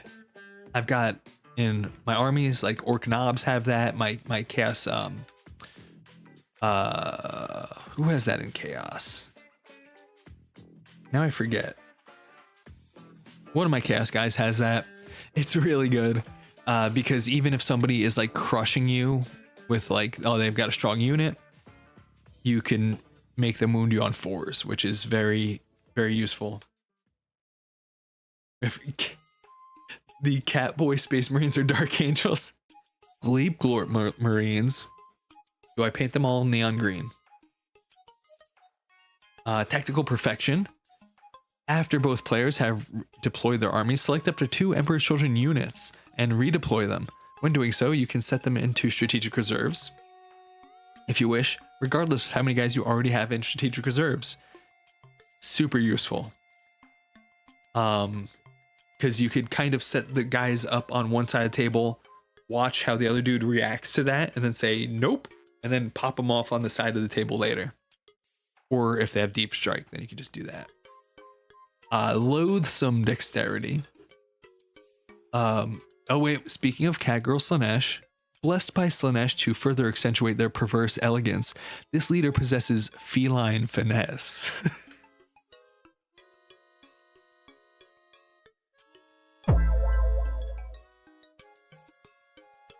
So an Emperor's Children model only. Each time a model in the bear's unit makes a normal, advance, or fallback move, it can move through enemy models. When doing so, it can move within engagement range. So this is like the Keeper of Secrets one from last time.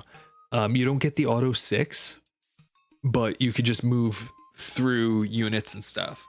Or even if you're engaged and charged, somebody charged you, you could just move through them. Demonettes are ooh-ooing all over the place. Wait, I got a button for that. All over the place. So this one though, the intoxicating musk and the steeped and stuffing look really good. I would really like the steeped and stuffing with noise marines, because then they'd be, you just have to hit them once, and then after that you're hitting on 2s, wounding on 2s. It'll be good.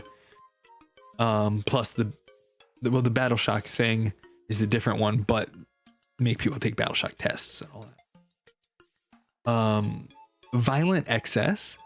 One Emperor's Children unit that has not been selected to fight, you could give some in melee, give somebody sustained hits. That's nice. Slanesh is speaking to us directly right now. We must have the courage. Hold tight. We must be courageous.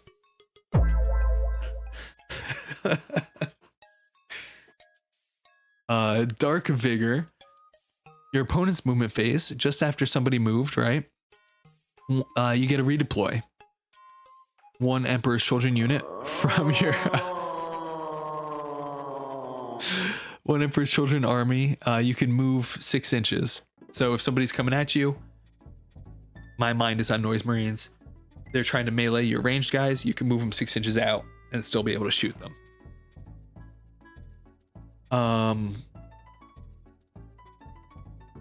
Combat stims.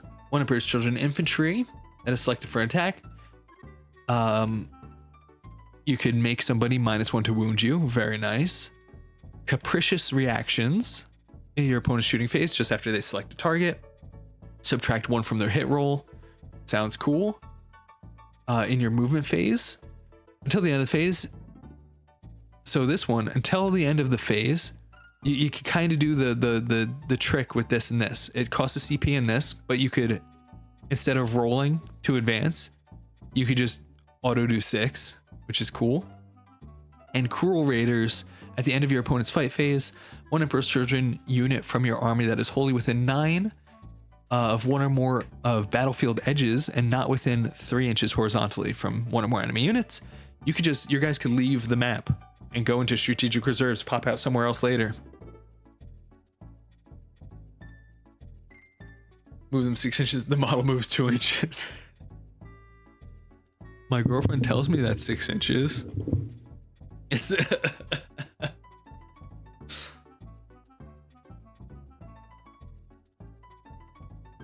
but so this one, you know, does not the most exhilarating of detachments, but it looks good, right? It doesn't seem like as flavorful and wacky,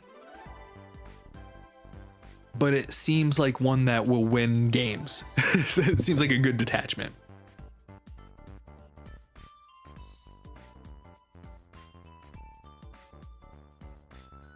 Go away, come back to that comment.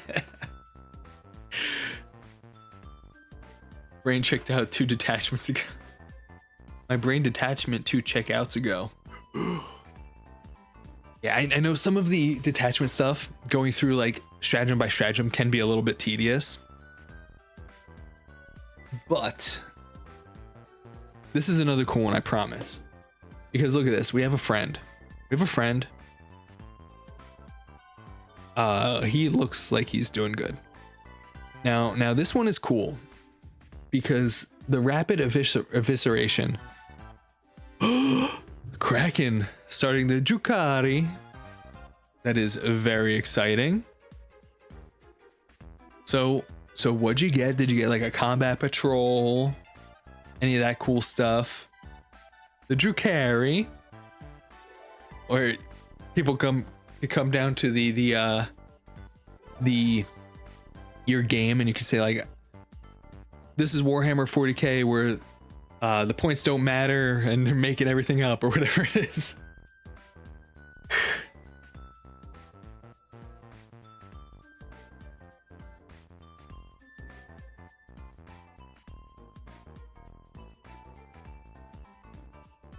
Oh, more cool models and art. No. This one is just all rules leaks.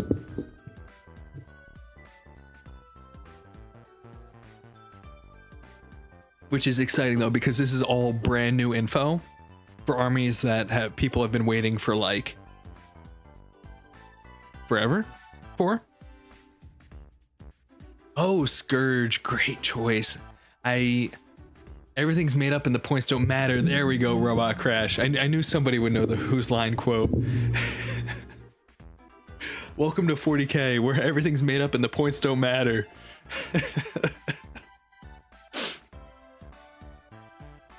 Oh, great choice though, Kraken. The Scourge are so dope. I don't know what they do in game, but they just look really cool. Like big bat-winged evil elf things. Awesome. But next one though, next one. The rapid evisceration. Because okay, we're almost there. The rapid evisceration though, this is the one that I am second excited for, where I might have bought, guys, I might have made a purchase. You know how I said I want to buy the Sisters of Battle Exorcist to turn into a Slaanesh Rhino? There are 6 detachments. Because it's Slaanesh, it has to be 6. Want to share with Drew Carey as a Drew Carey saying that? That'd be great.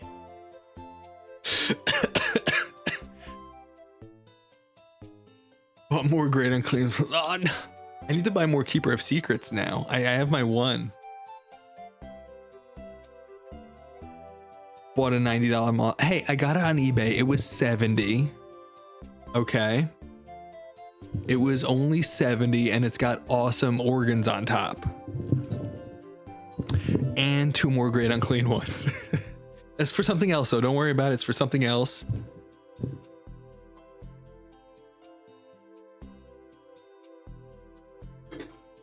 One will have the Rock's face. Oh my god. One will be made out of a ball of taxidermy chickens. So I'm very excited though. And also I might be in some other eBay bids for like groups of rhinos. Because this one, I wanted rhinos anyway to do Renegade Raiders in CSM. So this one is all based around, I mean, you can see right here, just dudes hopping out of a Land Raider, right? Why not both? That's what I'm saying.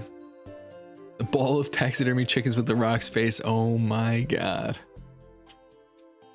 Yeah, so this one is, I mean, the detachment rule, mechanized murder. Each time an Emperor's Children model from your army makes an attack, if it disembarked from a transport this turn, reroll hits and wounds of 1.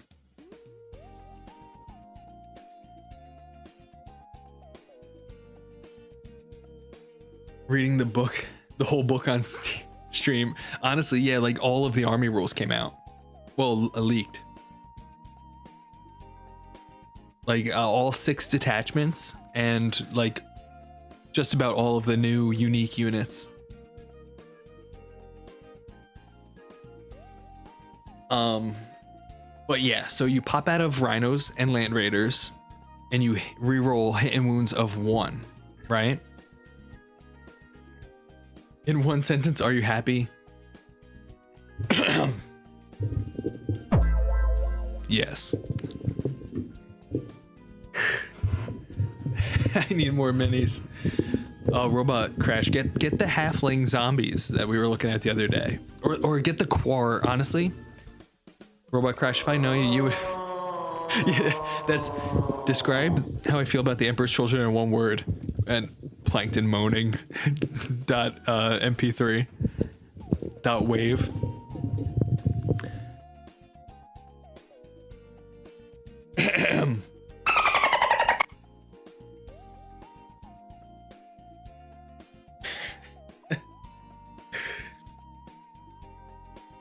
Yeah, Robot Crash though, if I know you, like I think I do, you would really enjoy those Quar models we were looking at the other night. I forget if you were in stream when we were looking at them, but I think they're right up your alley.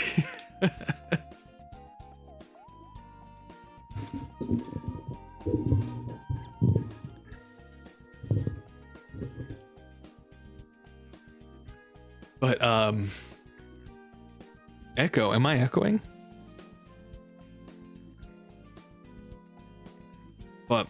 But anywho, transports, rhinos. You get oh Echo the Dolphin. That freak. Honestly, that game had ripping music. It was very fun. I never knew what I was doing playing it as a kid, but it was very fun. It was just like so peaceful, you know? Now, enhancements. Nanosaur, I have not.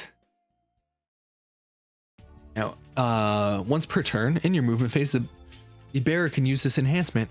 If it does, select one friendly transport that is in strategic reserves. Until the end of the phase, for the purposes of setting that on the battlefield, you can treat the current battle round as being one higher than it actually is, which is great, because usually it is turn 2, you could set up anywhere in no man's land in your own deployment. Turn 3, you could go in their deployment zone.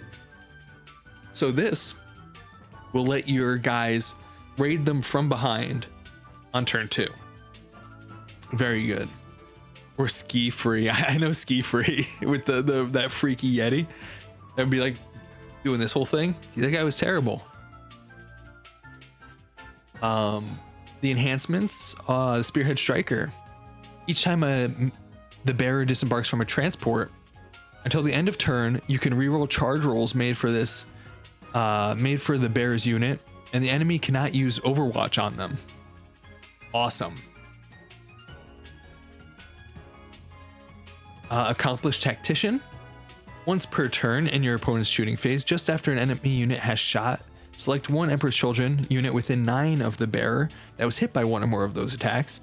Then select one friendly transport within 6 and embark. So you could get hit by something and just hop back in the car, which is pretty great. This will let you guys random. Oh no. He's right. He saw that one. The Heretic Adept, Emperor's Children model only once per battle round. When a saving throw is failed for a vehicle, you could just change the damage to 0. So if you're running up there with your rhinos and somebody hits it with a las cannon that's gonna blow up your rhino, you can just say, nope, I'm gonna get out of the car and charge you now. So yeah, this is all transport race. Once per game, say, nuh-uh. Give him the finger wag, like, no. Stratagems, on to the next.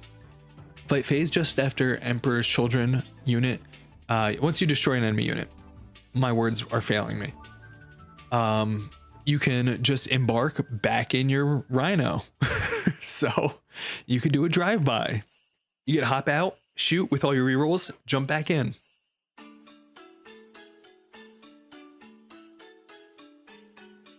Are knights vehicles? Yes, they are.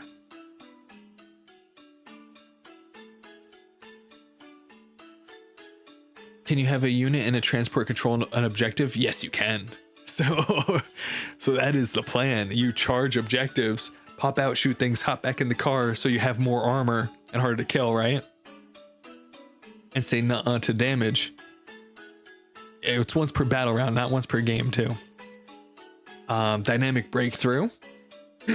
A vehicle unit from your army that has not been selected to move this phase. Until the end of the phase, each time a model in your unit makes a move, it can move through enemy models, excluding monsters and vehicles. When doing so, you just can't end with an engagement. So the same thing that the last couple have, because vehicles, they move like 10 inches, 12 inches. You could just charge through stuff to get to the objective, then pop out and shoot stuff and like do that wackiness, right?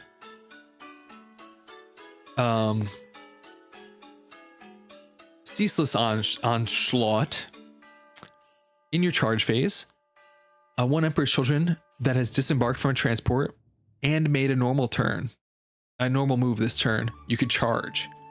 So this is important. Oh, my tunes. Okay. Oh, look at this relaxing sonic mix. I feel like I'm at the pool right now, reading about Emperor's Children, just chilling on my little beach chair. We're just vibing. Anyway. So this is very important because normally transport rules can get kind of wonky and frustrating for me, an orc player, because the things I want to do, I want to go with my truck, hop the orcs out, then charge, right? But you're not allowed. When in your transport, before you move the vehicle, you could hop out and then move your guys and charge. Or you can move and then hop out, but you can't charge, right? If you want to charge, you got to hop out before the vehicle moves.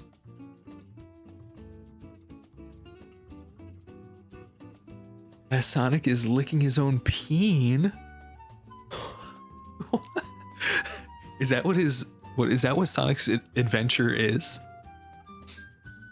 But this thing is cool because you could, for but a CP, you could get your flawless blades in a Land Raider, run them up, escape, and then charge. So on top of all the madness from before, you can do this in a vehicle. So you're running up there with like a 12 toughness thing. Really, really strong. Reactive disembarkation. Your opponent shoots at you. One Emperor's Children transport that was the target. Your unit embarked within your transport can disembark. When doing so, models in that unit can be set up anywhere wholly within 6 of the transport and not in the engagement range of somebody else. Huge, okay? Let's say your Rhino has 2 wounds left. It's about to get blown up. You could pop out at 6 inches away. So you could also do this to cheese somebody out and like get on an objective that you're right out of range of, which is very big because normally you could only pop out 3 inches away from something. Oh, you can fish. The fishing is on.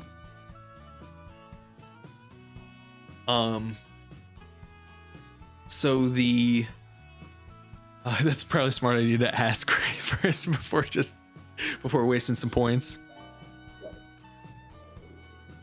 But it's very good too, because if your dudes die in a transport, they have to do a whole desperate escape, right? Where for that, you roll a dice for each model that was in the vehicle. And he's on a mission. What are you trying to catch? Gummy sharks? Normally, if you roll the dice and on a 1, your model just dies. Rare rubber ducky. Hope I don't catch another bike. What would I do with 2 bikes? But being able to leave a thing 6 inches is very cool. Outflanking strike, hiding back here.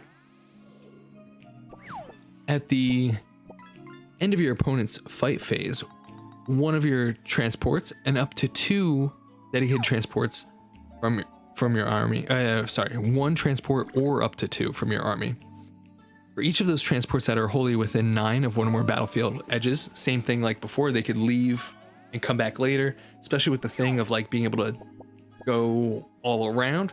That's a cute little turtle. I like him. I think this one sounds super fun. I'm into it. Beta Primarch like Lorgar. Oh, he just wanted to know the truth.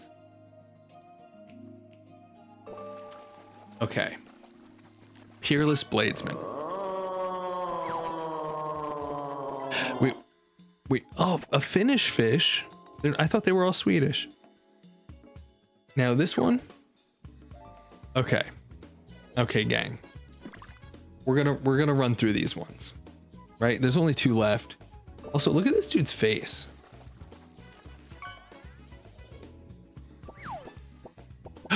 Ooh, Barracuda. So, detachment rule. Exquisite swordsmanship. If you charge, you select one of the abilities below. So you can just choose to have lethal or sustained hits on a charge, where you're going to be doing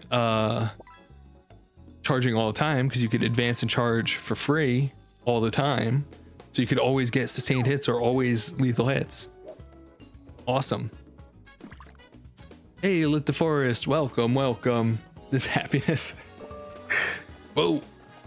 What is this? 3 exclamation points? Legendary Tiger Shark.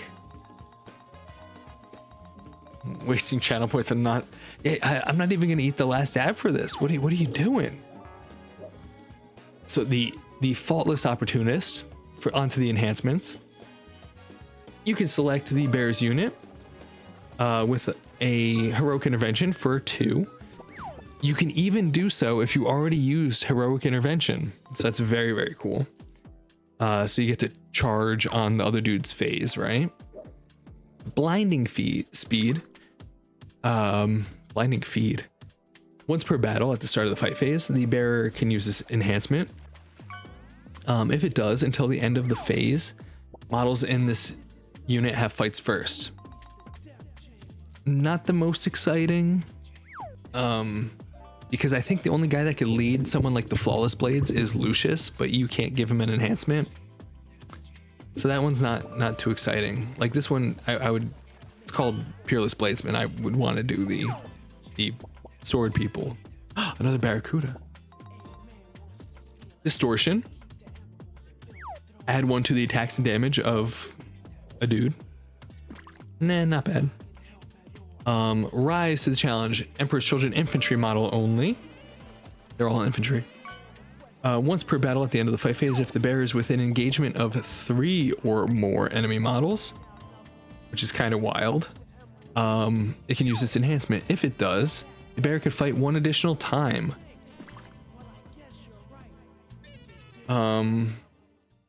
So that's kind of wild. I don't know when you would use that.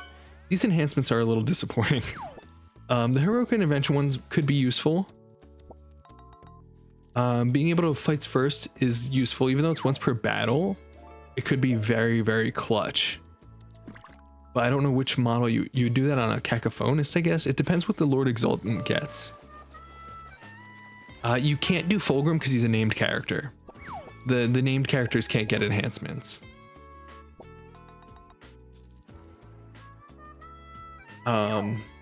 They're already good enough. They don't need them. Right? That's where some of it sounds like it sounds like I would want to put it on Lucius, but he can't get one either.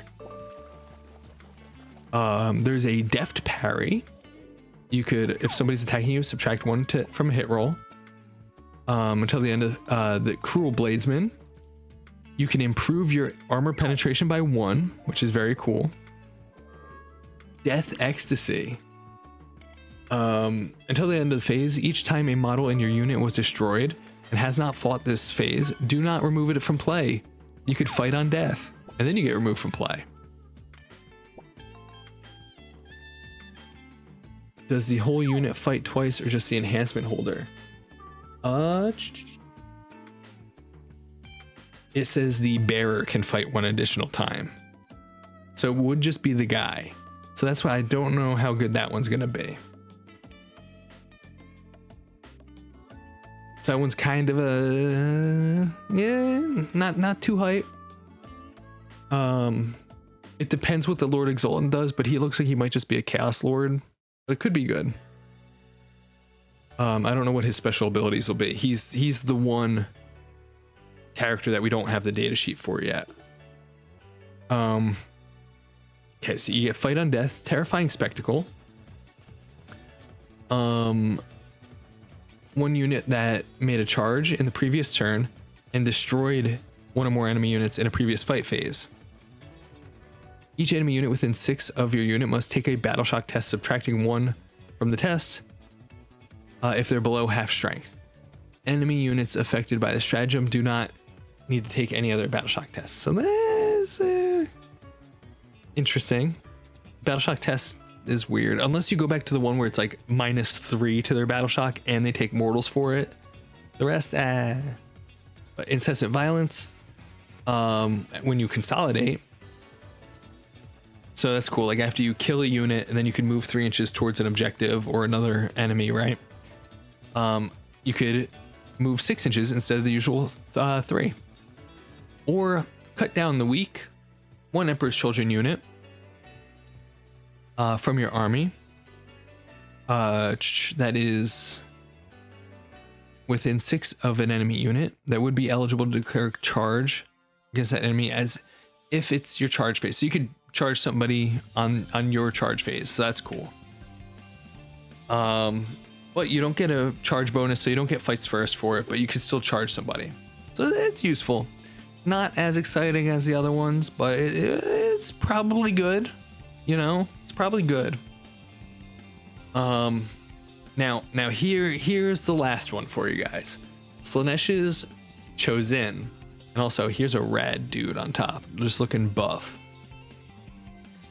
So this one also looks interesting.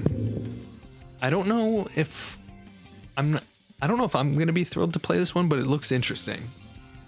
So internal rivalries. So character units from your army can ignore any and all modifiers to the move characteristic or anything from their advance or charges. So you can't give them minus to hit, right? Or minus to move in any way. At the start of the battle, your warlord's unit are your army's favored champions. The first time in each player's turn that an Emperor's Children character unit, so the whole unit, destroys an enemy unit, after resolving all their attacks, that character unit becomes your army's new favored champions, replacing the old one. So they're going to be passing around the title of favored champions. Each time a model in your army's favored champions unit makes an attack, you can re-roll the wound roll. So, perhaps for things like the Flawless Blades, who you can make wound anything on 3s, you could just, if it's the chosen dudes. Oh wait, never mind. I take it back, because right now I don't think the Flawless Blades can, unless they're led by Lucius. They can't do this because it has to be a character unit. So that's kind of a bummer. Unless the new Exultant can lead the Flawless Blades.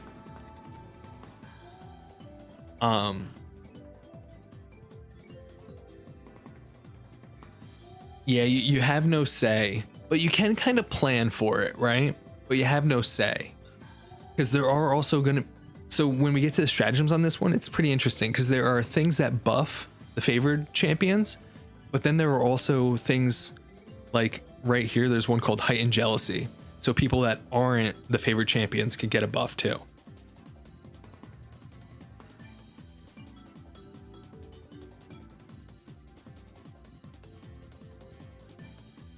Yeah, so it's kind of interesting because you'll kind of be like passing around this reroll buff potentially. So the enhancements eager to prove, you can reroll charge rolls for the bearer's unit. While the bearer's unit is your favorite champions, you add 2 to the move characteristic for the unit, so that's pretty cool. Repulsed by weakness, each time an enemy unit within engagement range of the bearer's unit fall back. Models in that enemy's unit must take a desperate escape test. While doing so, if it's the favorite champions, then you subtract 1 from the desperate escape. That's cool because people could just die on the way out, right? Could multiple units get that buff? The buff for the rivalries? No. Because you would get it after you do all your attacks if you kill a unit. Yeah, because it's after the attack. So you're just like setting them up for the next turn. Proud and Vainglorious. You can reroll Battle Shock and Leadership tests. That's not cool. Slayer of Champions. The bearer's melee weapon has precision, which is awesome. Take out characters. Each time you target a character, you improve your strength and armor pen by 1. So that one's good. Yeah, I like that one. And I like the one for reroll charges and +2 to charges. That's cool. Or +2 to move characteristics, not to charge. That one's very cool. Now onto the stratagems. The devoted duelists. In your fight phase, you pick somebody who didn't fight yet. Select one enemy unit. Until the end of the phase, melee weapons equipped by models in those character units have the sustained hits 1 ability while targeting that enemy unit. So you could swarm somebody, give, like, say that guy, it's sustained hits to hit that dude, and like all the units around will get sustained hits. That's cool. Diabolic Majesty. You're shooting your fight phase just after the Emperor's Children character becomes, so just after you become your army's favorite champion, you can make everybody take a battle shock test at -1. So it's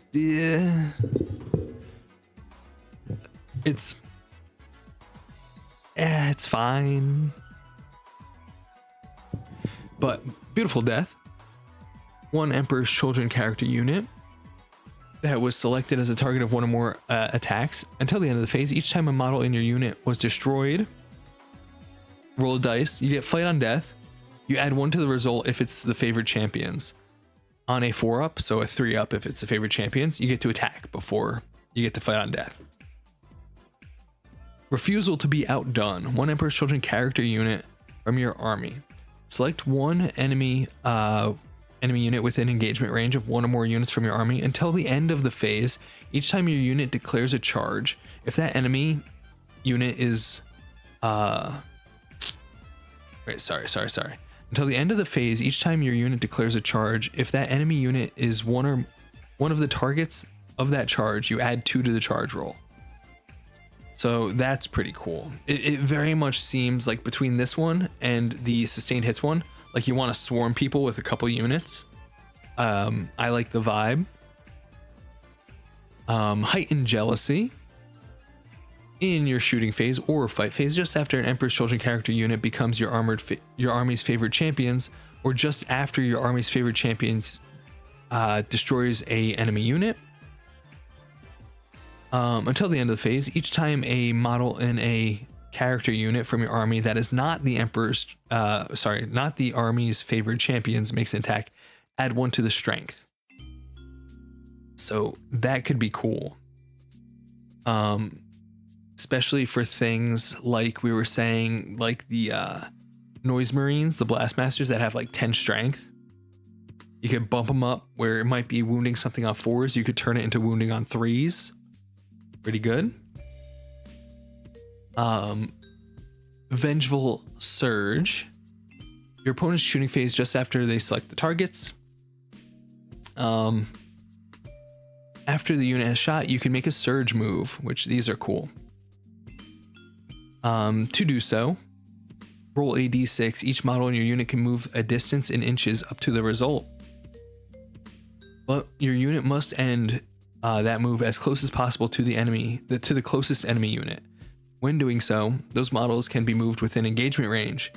If your unit is not your favorite champions, you can re-roll the dice to determine the distance of the surge. So that one's cool to get your guy, because you can land in melee if somebody tries to shoot you. and a reroll if you're not the favorite champions, to just get people in there more. So out of this, my favorite is for sure the demon one, because that's all the detachments and all of the leaks for now. Which is funny because it's like they only just announced that the army was actually coming out like 2 days ago. They're like, hey, pre-orders are happening. It's like, here's the releases. But yeah, so my favorite detachments so far, I really am excited for the Carnival of Excess. That looks like a lot of fun. The Coterie of the Conceited. Yeah, the one with the pledges. Now, after your reading comprehension and helping me out and realizing that they stack up the pledges, I like this one a lot more than I originally thought. I thought you had to like pledge like this turn I'm gonna kill 7 things, and that's insane. But I like that it builds. I like that one a lot more. But yeah, the Carnival of Excess and the Rapid Evisceration I think look really, really good. Or really, really fun anyway. But the in and out of vehicles looks like a really cool mechanic. You're doing drive-bys on people. I'm down for it. I'm just really, really crossing my fingers that things like Noise Marines can go in rhinos. There's no word on that yet. But the Slaaneish's Chosen look good too, with the favorite champions. It seems interesting. Now, something that would be worth noting too is there are 2 units, 2 new unique units that will be affected by all of these that we don't have rules for yet, which are the Tormentors and the Infractors. All we know is that apparently the Infractors are like the normal melee Space Marines. Sorry, they're the shooty ones. The Tormentors are the melee ones. But we have the Infractors. I believe they have Infiltrate, which means you could set them up on anywhere on the board, like in No Man's Land at the start of the game.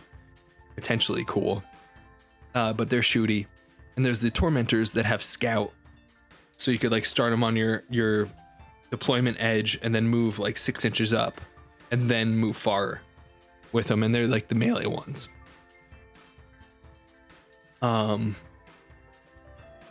So there are some things too, like there's the Sorcerer, the Lord Exultant, that I want to see what they do.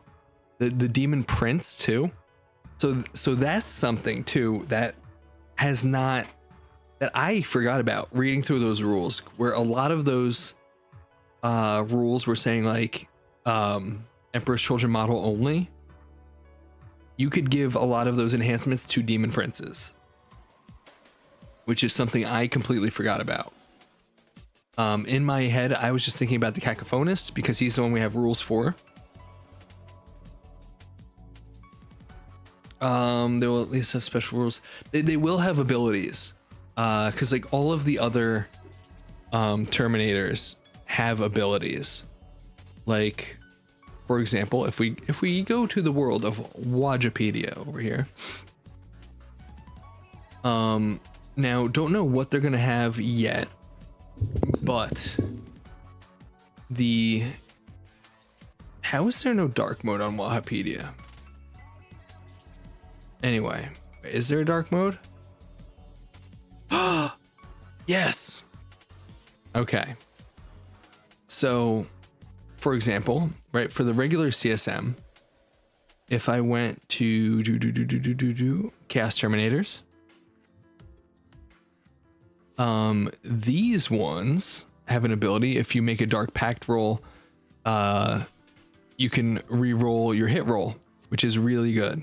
because dark pacts will let you have sustained or lethal hits as long as you pass a leadership test.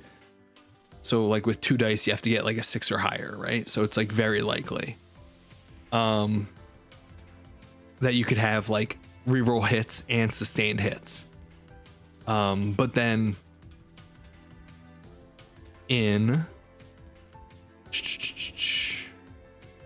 wrong thing. If we go to World Eaters, they will have something different.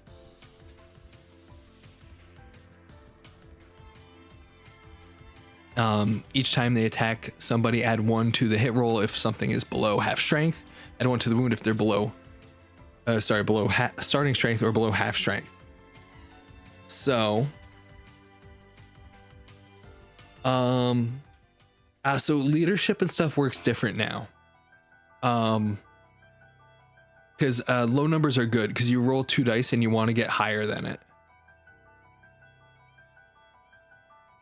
So if you're under a 7, it's like really easy to get because 7 is the most common thing you could roll with 2 dice.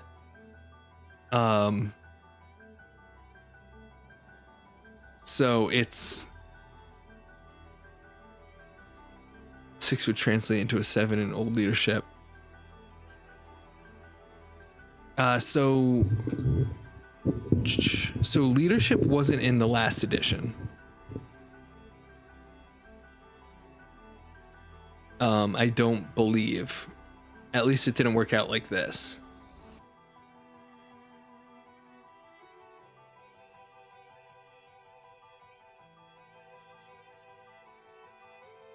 It has 5 fail states. So this one, since you're rolling 2 dice, I guess you could fail on like a 2, 3, 4, and a 5. So there'd be 4 fail states on a 6.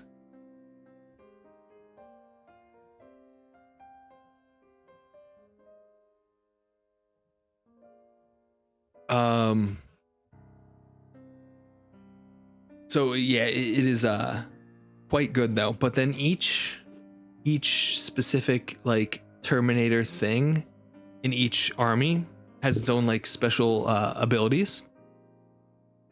But they are good because they all have like power fists and stuff. The brain is mush. I've been yapping about so many dice and numbers. My brain stopped working. But I am very excited because so who knows what it is yet, but they will definitely have a unique ability. Like every unit in the game has an ability now. 2.5 hours of a wall of text. It really has. It took me way longer to get through this than I thought it would, because I was like, oh, there's just 6 detachments. But I'm easily distracted.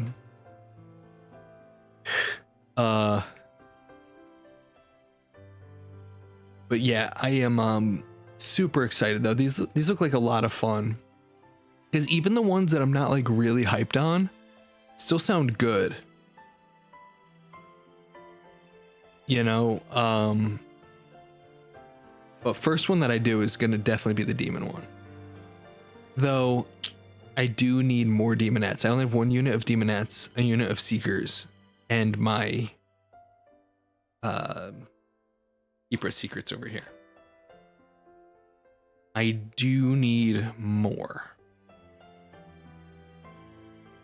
So we might be forced into doing the Coterie of the Conceited first.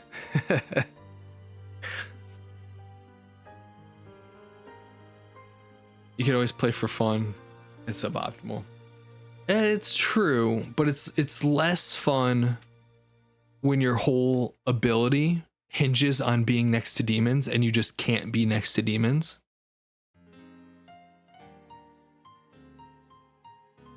So then you just don't get to do the ability.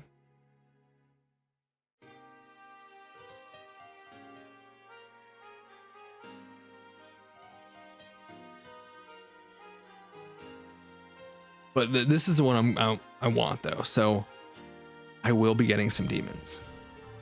My friends, thank you for joining me on this stream with all of the fancy new Emperor's Children reveals. Yeah, hope you like them. Let me know what units you're excited for, or let me know how much you're offended that cultists aren't in the book. But there's so much cool things in here. Very hyped. Let me know about it in the comments. Also, you're a real one if you stuck around this long in the live stream, on the replay and the VOD, all that junk. You guys are awesome. But I'll be having another video coming out soon, later this week. See ya.